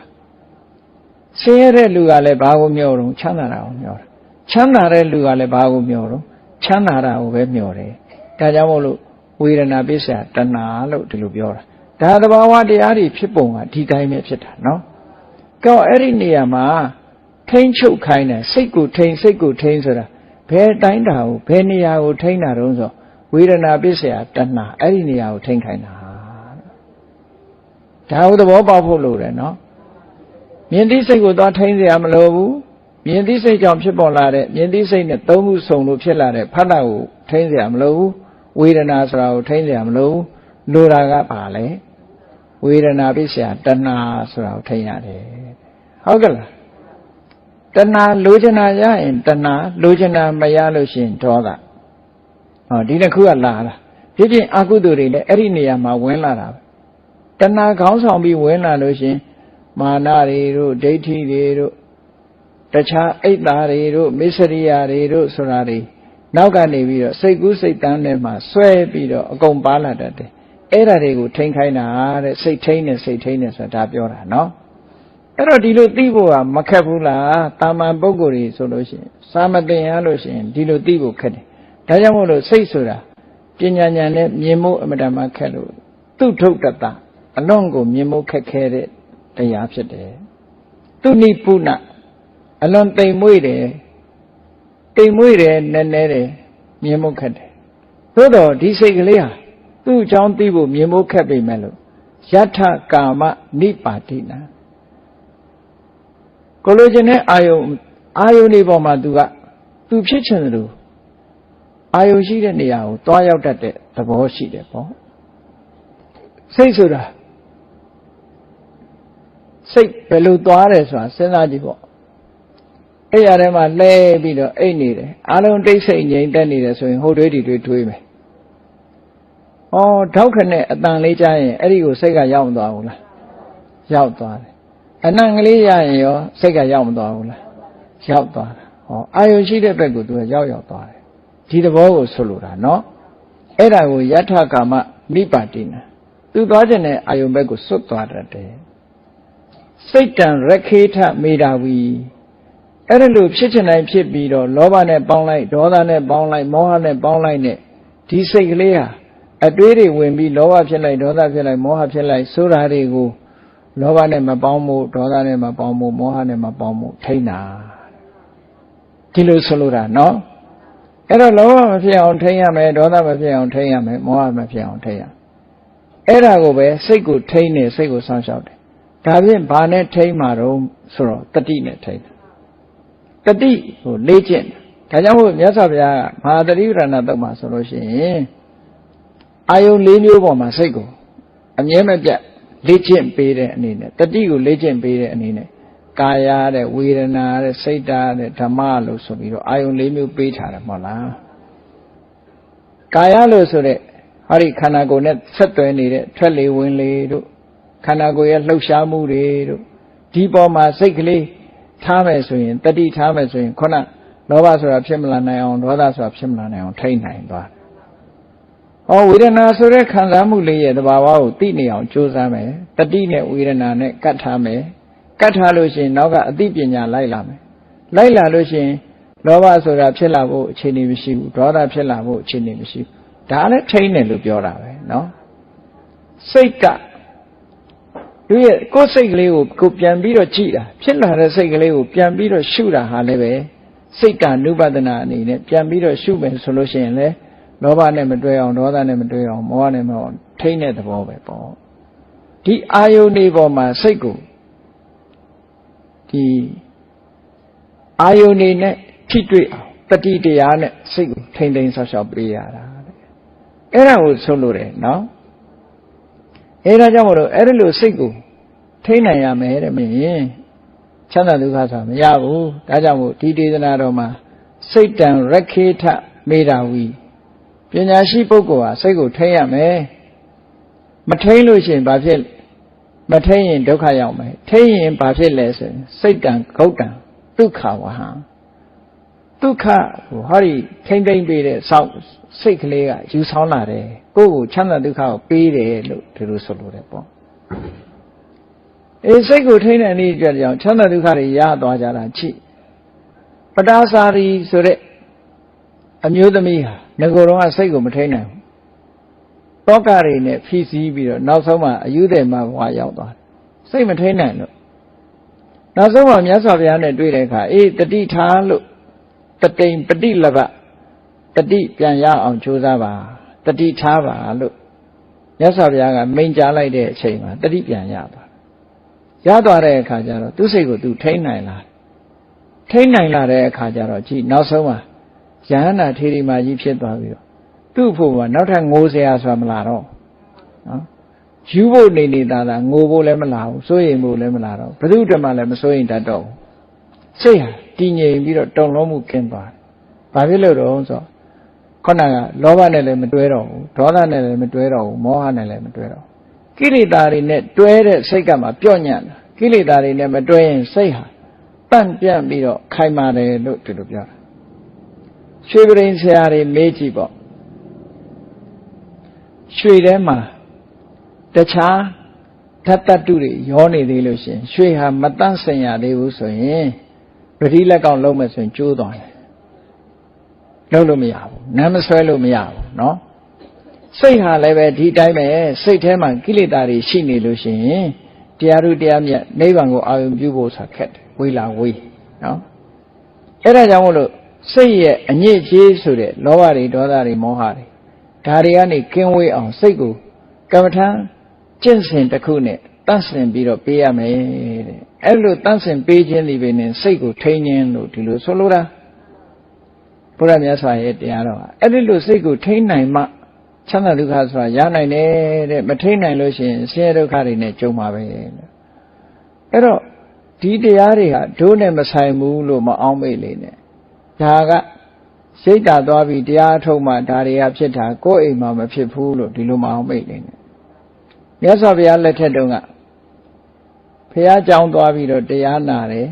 တရားနှလုံးသွင်းတယ်အိမ်မှာနေရင်စီးပွားရှာရင်နဲ့သောတာပန်ဖြစ်တဲ့ပုဂ္ဂိုလ်တွေအများကြီးရှိတယ်သဂရဂံဖြစ်တဲ့ပုဂ္ဂိုလ်တွေအများကြီးရှိတယ်အနာဂံဖြစ်သွားတဲ့ပုဂ္ဂိုလ်တွေရှိတယ်အိမ်မှာနေရင်နော်အိမ်မှာနေရင်ဒါကြောင့်ဘုန်းကြီးသီလရှင်ဝတ်ဖို့လည်းမတိုက်တွန်းဘူးတိုက်တွန်းလည်းဝတ်မှာမဟုတ်ဘူးလေအဲ့တော့အိမ်မှာနေရင်လည်းတရားဓုတရားမြတ်ရနိုင်ပါတယ်ဆိုတာပဲပြောရမှာပဲမြတ်စွာဘုရားလက်ထက်ကအများကြီးရှိတယ်သို့တော့အနာဂံဖြစ်သွားပြီဆိုရင်မိသားစုရဲ့ like ကိုမနေတော့ဘူးမိသားစုအနေနဲ့မနေဘူးညီကိုမောင်နှမအနေထားမျိုးပဲနေတော့တယ်အနာဂံဖြစ်သွားရင်အိမ်တော့နေတယ်အိမ်နေတဲ့ပုဂ္ဂိုလ်တွေမြတ်စွာဘုရားလက်ထက်ကအများကြီးပဲရှိတယ်အနာရဝိတထေတို့ဝိတခါတို့ကတော့သောတာပန်ပဲဖြစ်သေးတာကိုမဟာနာမဆိုတဲ့တာကဝေမင်းကသဂရဂံအဆင့်ရောက်တယ်နောက်တစ်ခါဒီဥက္ခဆိုတဲ့သူကျွယ်တို့နန္ဒမာတာဥပတိကမာကြီးတို့ဆိုတာအနာဂံအဆင့်အနာဂံအဆင့်မှာမိသားစုနဲ့နေကြတာပဲသူဝိတာခတထေတို့ဆိုတာအနာဂံဘဝနဲ့ပဲနေတာပဲအိမ်မှာပဲနေတယ်သို့တော့အိမ်မှာနေတဲ့အခါမှာအနာဂံဖြစ်သွားလို့ရှိရင်ကတော့သူကအိမ်မှုကိစ္စတွေကိုစီမံခန့်ခွဲတာမလုပ်တော့ဘူးရသမျှလေးနဲ့ရောင်ရဲပြီးတော့အမြဲတမ်းဥပုသ်ဆောင်အောင်ပြီးတော့သူတော်စင်ဘဝနဲ့နေတာအိမ်မှာတော့နေတယ်မိသားစုဘဝနဲ့မနေတော့ဘူးအပြမစရိယသိက္ခာပုဂ္ဂိုလ်ဆောက်တည်ပြီးတော့နေတယ်တဲ့နော်ဒီလိုဆွလို့တာနော်ကိုယ့်အိမ်မှာဒီလိုပဲသားတွေသမီးတွေနဲ့နေပြီးတော့တရားဓမ္မရှင်းသုံးပြီးတော့ဒီလိုနေကြတာ ဒီဘဝမှာပဲဒီလိုနေသွားကြတာနောက်ဆုံးမှာ ဒါအမတန်မှဘုရားလက်ထက်ကထင်ရှားတဲ့တာရကတွေပဲပေါ့အဲ့တော့အခုလည်းပဲသောတာပန်ဖြစ်မယ်သဂရကံဖြစ်မယ်ဆိုရင်အိမ်မှာမိသားစုနဲ့နေတယ်အနာဂံဖြစ်သွားပြီဆိုလို့ရှိရင်မိသားစုဘဝမျိုးမှာမနေဘဲနဲ့အိမ်မှာတော့ရှိတယ်ယဟန္တာဖြစ်ပြီဆိုရင်တော့အိမ်မှာမနေတော့ဘူးအဲ့ဒါတော့သိချာအိမ်ကိုမနေတော့ဘူးအိမ်မှာမနေတော့ပဲနဲ့အဝတ်ပြောင်းတော့တာအဲ့ကြတယ်သူတော်စင်ဘဝကိုကူးပြောင်းပြီးတော့နေထိုင်ကြတယ်ယဟန္တာဖြစ်မှာယဟန္တာမဖြစ်သေးသမျှတော့အိမ်မှာနေသေးတယ်လို့ဒီလိုဆိုလိုတယ်နော်ကောင်းပြီစိတ်ကိုထိန်းတာဟာချမ်းသာဒုက္ခတွေကိုမြောင်များစွာရစေနိုင်စိတ်ချမ်းသာမှုဆိုတာအမှန်တမ်းအရေးကြီးတယ်ပစ္စည်းဥစ္စာချမ်းသာတိုင်းစိတ်ချမ်းသာတယ်လို့မအောင်မေ့လေနဲ့ပစ္စည်းဥစ္စာချမ်းသာပြီးစိတ်ဆင်းရဲနေတဲ့ပုဂ္ဂိုလ်တွေလောကမှာအများကြီးပဲပစ္စည်းချမ်းသာတာစိတ်ချမ်းသာတာနဲ့တခြားစီပဲเนาะလူတွေမှာပူမှုတွေနဲ့နေကြတယ်တောကเนาะစိတ်ချမ်းသာတဲ့လူကလည်းတောကတွေပိုးတယ်ပစ္စည်းဥစ္စာအတွက်တောကဖြစ်တယ်နော်ပစ္စည်းဥစ္စာအတွက်တောကဖြစ်တယ်သားသမီးရှိတဲ့ပုဂ္ဂိုလ်ကသားသမီးအတွက်တောကဖြစ်ရတယ်နော်ကားရှိတဲ့ပုဂ္ဂိုလ်ကကားအတွက်တောကဖြစ်တယ်တိုက်ရှိတဲ့ပုဂ္ဂိုလ်ကတိုက်အတွက်တောကဖြစ်တယ်အားလုံးဟာတောကလေးတွေနဲ့ပဲနေကြတာအဲ့ဒီတောကဆိုတာဒေါမနတပဲဒေါသနဲ့ရှင်တွဲပြီးတော့ဖြစ်ပေါ်လာတဲ့ခံစားမှုဝေဒနာတစ်ခုပဲပေါ့အဲ့ဒါလည်းပဲအကုသိုလ်ပဲပေါ့ဒါကြောင့်မလို့တောကကင်းအောင်နေခြင်းလို့ရှိရင်ဘာလို့ရမလဲလို့ဆိုရင်တွေ့တာမှုတွေကိုရှောင်ရတယ်တွေ့တာမှုရှိလေလေတောကကြီးလေလေတွေ့တာမှုကြီးလေလေတောကကြီးလေလေတွေ့တာမှုရှိသူတိုင်းတောကရှိတယ်ရှောင်လဲလို့မရဘူးတစ်ပင်ရှိရင်တရိပ်ရှိမှာပဲပေါ့ဘာဖြစ်လို့တော့ဆိုတောကဆိုတာတွေ့တာမှုရဲ့အရေးပဲလေသူကတွေ့တာမှုကိုမဖြောက်ဖဲနဲ့တောကဆိုတာဖြောက်လို့မရဘူးတဲ့နော်စဉ်းစားကြည့်ပေါ့ဒီတဲ့ထင်ရှားတဲ့ဥပမာလေးတစ်ခုပြောမယ်ကိုကအိမ်တစ်လုံးပိုင်ထားတယ်ဆိုတော့ဟောအဲ့ဒီအိမ်တစ်လုံးပိုင်ထားတဲ့အခါဆောင်းရာသီတို့နွေရာသီတို့ဗမာပြည်မှာဒီဟာမီးကခဏခဏလောင်တတ်တယ်မဟုတ်လားမီးမစိုးရင်ရဘူးလားစိုးရင်လည်းဆိုကြတဲ့တောကပဲကိုယ့်အိမ်မှာမီးစိုးရင်ရစိုးရင်နေတာတောကကဲအဲ့ဒီအိမ်လေးကိုကြိုက်တဲ့ဈေးရလို့ရောင်းပလိုက်တယ်ရောင်းပလိုက်တဲ့အခါကျတော့အဲ့ဒီအိမ်လေးပေါ်မှာတောကဖြစ်သေးလားဘာလို့တော့ကိုမမပိုင်တော့တာကိုဟာလို့မတတ်မှတ်တော့ဘူးလေအဲ့တော့ကိုဟာလို့တတ်မှတ်မှတောကဆိုတာဖြစ်တာအဲ့ဒါကြောင့်မလို့အဲ့တော့တလောကလုံးကိုကိုဟာလို့မတတ်မှတ်နဲ့ကိုတောင်ကိုဟာလို့မတတ်မှတ်ဘူးဆိုလို့ရှိရင်တောကဘယ်သူ့အတွက်မှဖြစ်တော့ဘူးလေဒါကငါသားဒါငါသမီးဒါငါပစ္စည်းဒါငါအမေဒါငါအမငါမောင်နှမစသဖြင့်ငါနဲ့သိမ့်ပိုက်ထားတာမှန်တယ်များတောကဖြစ်เสียအားကြီးပဲနောက်ဆုံးမှာငါဆွေမျိုးငါတငယ်ချင်းဆိုတာပါသေးတယ်ငါပစ္စည်းငါဥစ္စာအဲ့ဒါလို့တွေ့တာမှုကိုအခြေခံပြီးတော့ထင်မြင်ယူဆမှုသိမ့်ပိုက်မှုတွေရှိနေသေးတယ်များကာလပတ်လုံးသူတို့အတွက်မှာတောကဖြစ်မှာပဲနောက်ဆုံးမှာလူတွေကပြောကြတယ်သူကတော့အပြိုကြီးတကိုယ်တည်းနေတာလူပြိုကြီးတကိုယ်တည်းနေတာစိုးရင်ကြဘာမှမရှိဘူးဆိုမလေးသားတော်ပေါ်သေးတယ်သူကနော်ကျိုးရှိပဲနဲ့ကျိုးရှုပ်တယ်ဆိုတာအဲ့ဒါခေါ်တာသူကပို့ပြီးတော့တောကများသေးတယ်တောကမရှိရင်ရှိတဲ့တောကသူရှာပြီးတော့ကြံပြီးတော့ထားလိုက်သေးတယ်အိမ်ပေါ်မှာတောကတွေတထွေးကြီးတင်ထားတာနော်အဲ့တော့တောကဆိုဒီမှာတွေ့တာမှုတွေကိုအခြေခံပြီးတော့လာတယ်နောက်ဆုံးဘယ်သူမှတွေ့ကြမရှိရင်ကိုယ့်ကိုယ်တွေ့တယ်လေကိုယ့်ကိုယ်တွေ့ရင်လည်းကိုယ့်အတွက်တောကပဲဖရာယဟနာဖြစ်သွားရင်စဉ်းစားကြည့်ဖရာယဟနာဖြစ်သွားပြီဆိုတာဟာဘယ်သူကိုမှမတွေ့ဘူးသူ့ကိုယ်သူလည်းမတွေ့တော့ဘူးသူ့အသက်ကိုလည်းမတွေ့ဘူးသူ့ခန္ဓာကိုလည်းမတွေ့ဘူးသူတွေ့เสียဆိုတော့ဘာမှမရှိတော့ဘူးဆိုတောကပဲရလာမှာတော့လာเสียမရှိတော့ဘူးလေတောကလမ်းကြောင်းတွေအကုန်ပိတ်သွားပြီတောကလာတာတွေ့တာမှုလမ်းကြောင်းကလာတာလေအတွေ့တာမှုတွေအကုန်လွတ်လိုက်တယ်လူတွေမှာဒီပြင်တွေ့တာမှုတွေဘလောက်ဖြတ်ဘုန်းကြီးတွေရောတောကမရှိဘူးလားရှိတယ်လေနော်ဘာလို့လဲဆိုငါเจ้าတို့ငါတကာတို့ငါတကမဆိုတာဒါရှိသေးတာဟုတ်နော်ကားပိုင်ရင်လည်းငါကားဆိုတာလေးရှိသေးတယ်အဲ့ဒါရှိနေတော့တောကရှိအောင်ပါပဲသို့တော့ပိုင်ဆိုင်တိုင်းတောကဖြစ်သလားလို့ဆိုမဖြစ်ဘူးနော်ပိုင်ဆိုင်တာနဲ့တောကဖြစ်သလားဆိုမဖြစ်ဘူးတွေ့တာမှတောကဖြစ်တယ်အဲ့တော့မတွေ့တာအောင်လျှော့ချတာရမယ်ဒီလိုဆိုလိုတာနော် စိတ်ကိုထိန်းနေဆိုမတွေ့တာအောင်လျှော့မတွေ့တာရင်တူတူနေလို့ရပါမလားဆိုရတယ်မတွေ့တာကဆိုပါစို့စဉ်းစားကြည့်အောင်တစ်ခုတွေ့တာတယ်ဆိုတာကဈာထဲမှာအနှောင်ဖွဲ့ကလေးတစ်ခုဖြစ်နေဆိုတော့ကိုယ်စိတ်နဲ့ကိုကြိုက်တဲ့နှစ်သက်တဲ့အာယုံလေးတစ်ခုဈာမှာသူကအတွေ့လေးတစ်ခုရှိနေနော်ဆိုပါစို့ဒီပစ္စည်းနှစ်ခုကျိုးလေးနဲ့ပူးပြီးတော့ခြိထားတယ်အလဲကောင်မှာကျိုးလေးထည့်ထားတယ်ဆိုဒီပစ္စည်းယူလိုက်ရင်ဟိုပစ္စည်းကပါလာမှာဟိုပစ္စည်းယူလိုက်ရင်လည်းဟိုပစ္စည်းကပါလာမှာဘာလို့လဲဆိုအလဲကောင်မှာကျိုးနဲ့တွဲထားတာနော်အဲ့ဒီတွဲထားတဲ့ကျိုးလေးကိုဖြုတ်လိုက်ဒီပစ္စည်းနှစ်ခုတစ်ခုဆွဲရင်ကျန်တာပါပါမလားအဲ့ဒီတည်းထင်ရှားတဲ့ဥပမာလေးတစ်ခုပြောမယ်စာရွက်ကလေး2ရွက်ထပ်ထားတဲ့အခါမှာဒီ1ရွက်ယူရင်1ရွက်ပဲပါတယ်2ရွက်လုံးမပါဒါပေမဲ့စာရွက်လေး2ခုကထိမနေဘူးလားတူတူထိနေတာသူကသူဈာထဲမှာဘာမှဒီတွေ့တာထားတာမရှိဘူးဆိုလို့ရှိရင်သူကလွတ်လွတ်လပ်လပ်ကလေးပဲဘယ်ခါကင်လိုက်ပုတ်ကြည့်ရွေ့ဟုတ်ကလားဈာထဲမှာဂလူးကော်လေးထည့်ကြည့်လိုက်ပါလားကော်လေးထည့်လိုက်ရင်အဲ့ဒီစာရွက်ဟာရွှေ့လို့ရသေးလားမရတော့ဘူးအဲ့ဒီကော်စေးလေးကိုဖြုတ်လိုက်လို့ရှိရင်ဒီစာရွက်နှစ်ခုကလွတ်လွတ်လပ်လပ်ဖြစ်မသွားဘူးလားကော်စေးကိုဖြုတ်ခိုင်းတာဗျာနော်တော်ကြတော့ဟိုပစ္စည်းတွေအကုန်လှုပ်ခိုင်းတာလို့အောင်းမိတ်ပစ္စည်းပေါ်မှာတန်ရောစဉ်စပစ္စည်းဆိုတာသုံးဖို့ထားမှာပဲဟုတ်လားပစ္စည်းဆိုတာကိုချမ်းသာဖို့ကိုမိဘတွေချမ်းသာဖို့ကိုဆွေမျိုးတွေချမ်းသာဖို့ကုသိုလ်ကောင်းမှုပြုဖို့ပစ္စည်းဆိုတာရှိအောင်ပစ္စည်းရှိတိုင်းတွေ့တာတယ်လို့ပြောလို့မရဘူးမတွေ့တာပဲနဲ့လည်းရှိလို့ရတယ်လေအဲ့ဒါကိုအထင်လွဲပြီးတော့မြတ်စွာဘုရားကိုတောင်ဆွဆွဲတာတွေရှိတယ်လေတချို့ကဘုရားကျောင်းတော်ကိုလာတယ်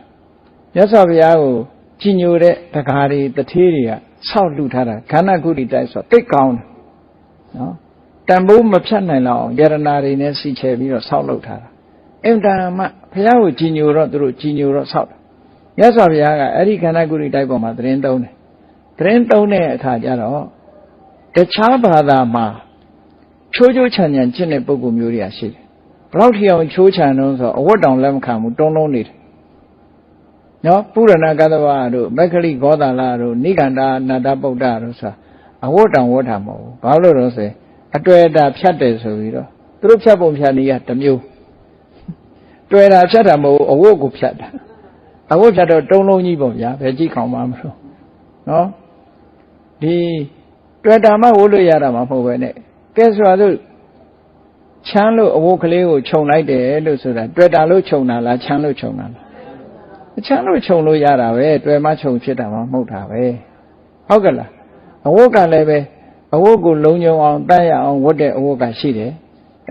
ဒါလေးကိုကြိုက်လို့ကိုကြိုက်ရင်လည်းသူကမောပါဘူးမလေးသိမ့်ထားတာခောက်ပြီးတော့ဗီဒီယိုထဲထည့်ထားတာမိုးရက်ဘူးသွားမေးကြည့်ပါလားရထဲမှာဗီဒီယိုထဲမှာအဝတ်ကလေးတွေသိမ့်ထားကြပွဲရှိမှဝတ်မယ်ဆိုဒီလိုတွေ့တာနေတာကတစ်မျိုးမတွေ့တာပဲနဲ့အသုံးတဲ့လို့သုံးတာတစ်မျိုးသုံးတိုင်းတွေ့တာတယ်လို့ပြောလို့တော့မရဘူးအဲ့တော့မြတ်စွာဘုရားကဂန္ဓကုရိတိုင်းမှာသတင်းသုံးတာကိုတချို့ကဒီလောက်ကောင်းတဲ့ကြောင်းကြီးပုံမှာတွေ့တာနေမှာပဲလို့ဒီလိုအောင်းမိတာမဟုတ်ဘူး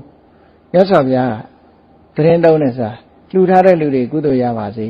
သူကိုယ်တိုင်လည်းပဲအေးပူကြောင်းထဲမှာနေသည့်အတွက်ကြောင့်အေးတဲ့တန်ကိုလည်းမခံရဘူးပူတဲ့တန်ကိုလည်းမခံရဘူးမှတ်ချင်စသည်တွေအန္တရာယ်လည်းမခံရဘူးဒါကြောင့်မို့လို့အဲ့ဒီဟာကိုသတင်းတောင်းတာနော်အကျိုးကအဲ့ဒါပဲအဲ့ဒီတဲ့မပူဘူးလို့ဆိုလို့တာအဝတ်ဝတ်တာဟာအရှက်လုံးယုံဝတ်တာချမ်းရင်အချမ်းကာဝယ်ဖို့ဝတ်တာနော်ပူရင်အပူကာဝယ်ဖို့ဝတ်တာချင်ကိုက်ရင်ချင်မကိုက်အောင်ဝတ်တယ်ဒီထက်မပူဒီလိုဆိုလို့တာအဲ့တော့အဲ့လိုနေမယ်ဆိုရင်ခုနကတွေ့တာမှုဆိုတာလာပါအောင်မလား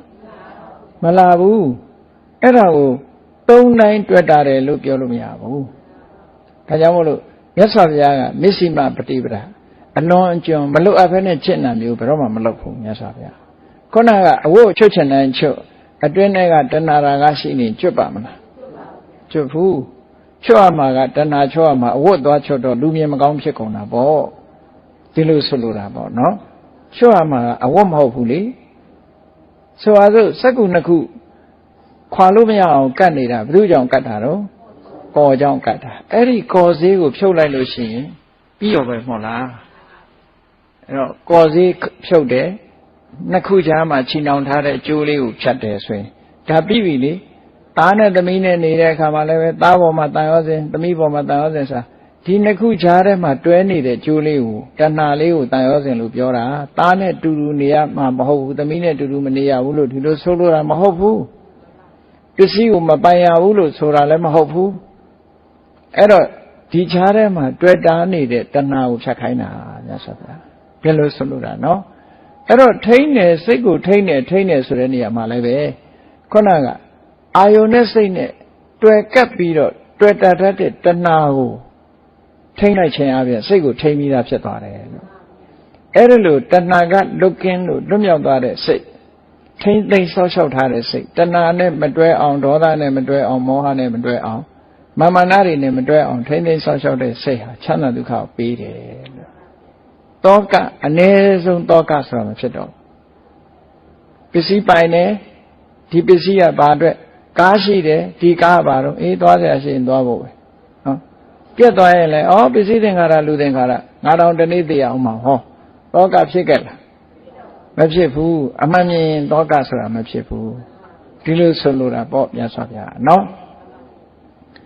အဲ့တော့ဖြတ်ရမယ့်ဟာကိုဖြတ်ရမယ်မဖြတ်ရမယ့်ဟာကိုမဖြတ်ရဘူးလို့အဲ့ဒါကိုပြောတာဒီစိတ်တံရခေထမေတာဝီစိတ်တံခုတ်တံဒုက္ခဝဟံစိတ်ဟာထိမ့်သိမ်းဆောက်ရှောက်ထားမယ်ဆိုရင်အင်တမကြိုးကြီးတယ်ထိမ့်သိမ်းဆောက်ရှောက်မှုမလုပ်နိုင်ဘူးဆိုလို့ရှိရင်အင်တမဆိုးကျိုးတွေလာနိုင်တယ်အ ਨੇ ဆုံးဆိုးကျိုးကဘာတော့ဆိုလို့ရှိရင်ခုနကတဏှာနဲ့မတွဲအောင်ဒေါသနဲ့မတွဲအောင်မောဟနဲ့မတွဲအောင်မထိန်နိုင်ဘူးဆိုလို့ရှိရင်ခဏခဏလောဘတွေကြီးတယ်ခဏခဏဒေါသဖြစ်တယ်စိတ်နဲ့ဒေါသနဲ့ကွဲပြီးတော့မသိဘူးပေါ့မသိဘူးမသိသည့်အတွက်ကြောင့်လာပြီးတော့ဂုံတောင်ယူလိုက်သေးတယ်ငါလာမပြောနဲ့ငါစိတ်တူတယ်ထစ်ခနဲ့ရှိရတာမဟုတ်ဘူးလို့ဂုံတောင်ယူနေသေးတယ်နော်ဒေါသအောင်ရှုကိုဒေါသနဲ့သူများကိုချင်းချောက်လိုက်သေးတာဒီလိုဆိုလို့တာပေါ့နော်အဲ့ဒီလိုမထိန်သိမ်းမဆောက်ရှောက်ဘူးဆိုရင်လောကကြီးမှာစဉ်းစားကြည့်နေရာဇဝမှုဆိုတာတွေကဘယ်ကလာတာတော့လောဘကလာတာဒေါသကလာတာလောဘကြောင့်ဖြစ်တာလေကဲလိုက်ကြည့်ပါလားခိုးမှုတွေလူရဲမှုတွေတိုက်ခိုက်မှုတွေကပိုင်းနိုင်မှုတွေဘယ်သူဖြင့်ပါသွားတယ်လိမ်ယူသွားတယ်စသဖြင့်သတင်းစာတွေမှာမကြမကြပါတယ်မဟုတ်လား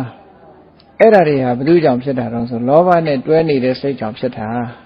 ဟော problem တွေဟာဒါကြောင့်တက်လာတာလေအကယ်၍သူလောဘကိုထိန်းနိုင်မယ်ဆိုရင်ဒါမျိုးဖြစ်ပါအောင်မလားကြည့်လောဘမရှိတဲ့ပုဂ္ဂိုလ်ထိန်းနိုင်တဲ့ပုဂ္ဂိုလ်တွေကြတော့ဘယ်လိုဖြစ်တော့သူများပစ္စည်းရတာတောင်ပြန်အပ်တယ်ပြန်ပေးတယ်ပြန်ပေးလို့သူဆုချတယ်တို့တောင်သတင်းစာထဲမှာတစ်ခါတရံရှာမရှာကြားရသေးနော်လောကကြီးမှာဒီလိုရှိတယ်လေအော်တခါဒေါသနဲ့စိတ်နဲ့တွဲနေတော့ဘာတွေဖြစ်တုံးဆိုလူသားမှုတွေဖြစ်တယ်နော်လူသားမှုတွေဖြစ်တယ်ရိုင်းနေမှုတွေဖြစ်တယ်ရံဖြစ်မှုတွေဖြစ်ကြတယ်အမတမချစ်လာပါတယ်ဆိုတော့မိသားစုအတွင်းတောင်မှတတ်ကြတယ်ဖြတ်ကြတယ်ဟုတ်လားလင်မယားချင်းစကားများတယ်ရံဖြစ်တယ်ဟောဖြစ်လာကြတယ်ဘာကြောင့်တော့ဒေါသကြောင့်ဖြစ်တာနော်အဲ့တော့ဒီဒေါသနဲ့စိတ်နဲ့မတွဲအောင်ထိန်းရမယ်လို့ဒီလိုပြောတာနော်အဲ့လိုထိန်းလိုက်လို့ရှိရင်လောကကြီးကလည်းငြိမ်းအေးသွားမှာပဲဒီလောက်တင်လားဆိုတော့ဒီလောက်တင်မကဘူးဒီတဲ့ထိန်းရမယ်ဥပမာလောဘဆိုတာကိုလောဘမဖြစ်အောင်ဘာနဲ့ထိန်းမလို့လို့ဆိုကမ္မထာအာယုံကလောဘဖြစ်เสียကမ္မထာအာယုံကဘာလဲလို့ဆိုရင်လောဘကိုထိန်းဖို့ဘာကမ္မထာအထောက်ရမလဲလို့မေးမယ်ဆိုလို့ရှိရင်လူပေါ်မှာလောဘဖြစ်နေတယ်ဟော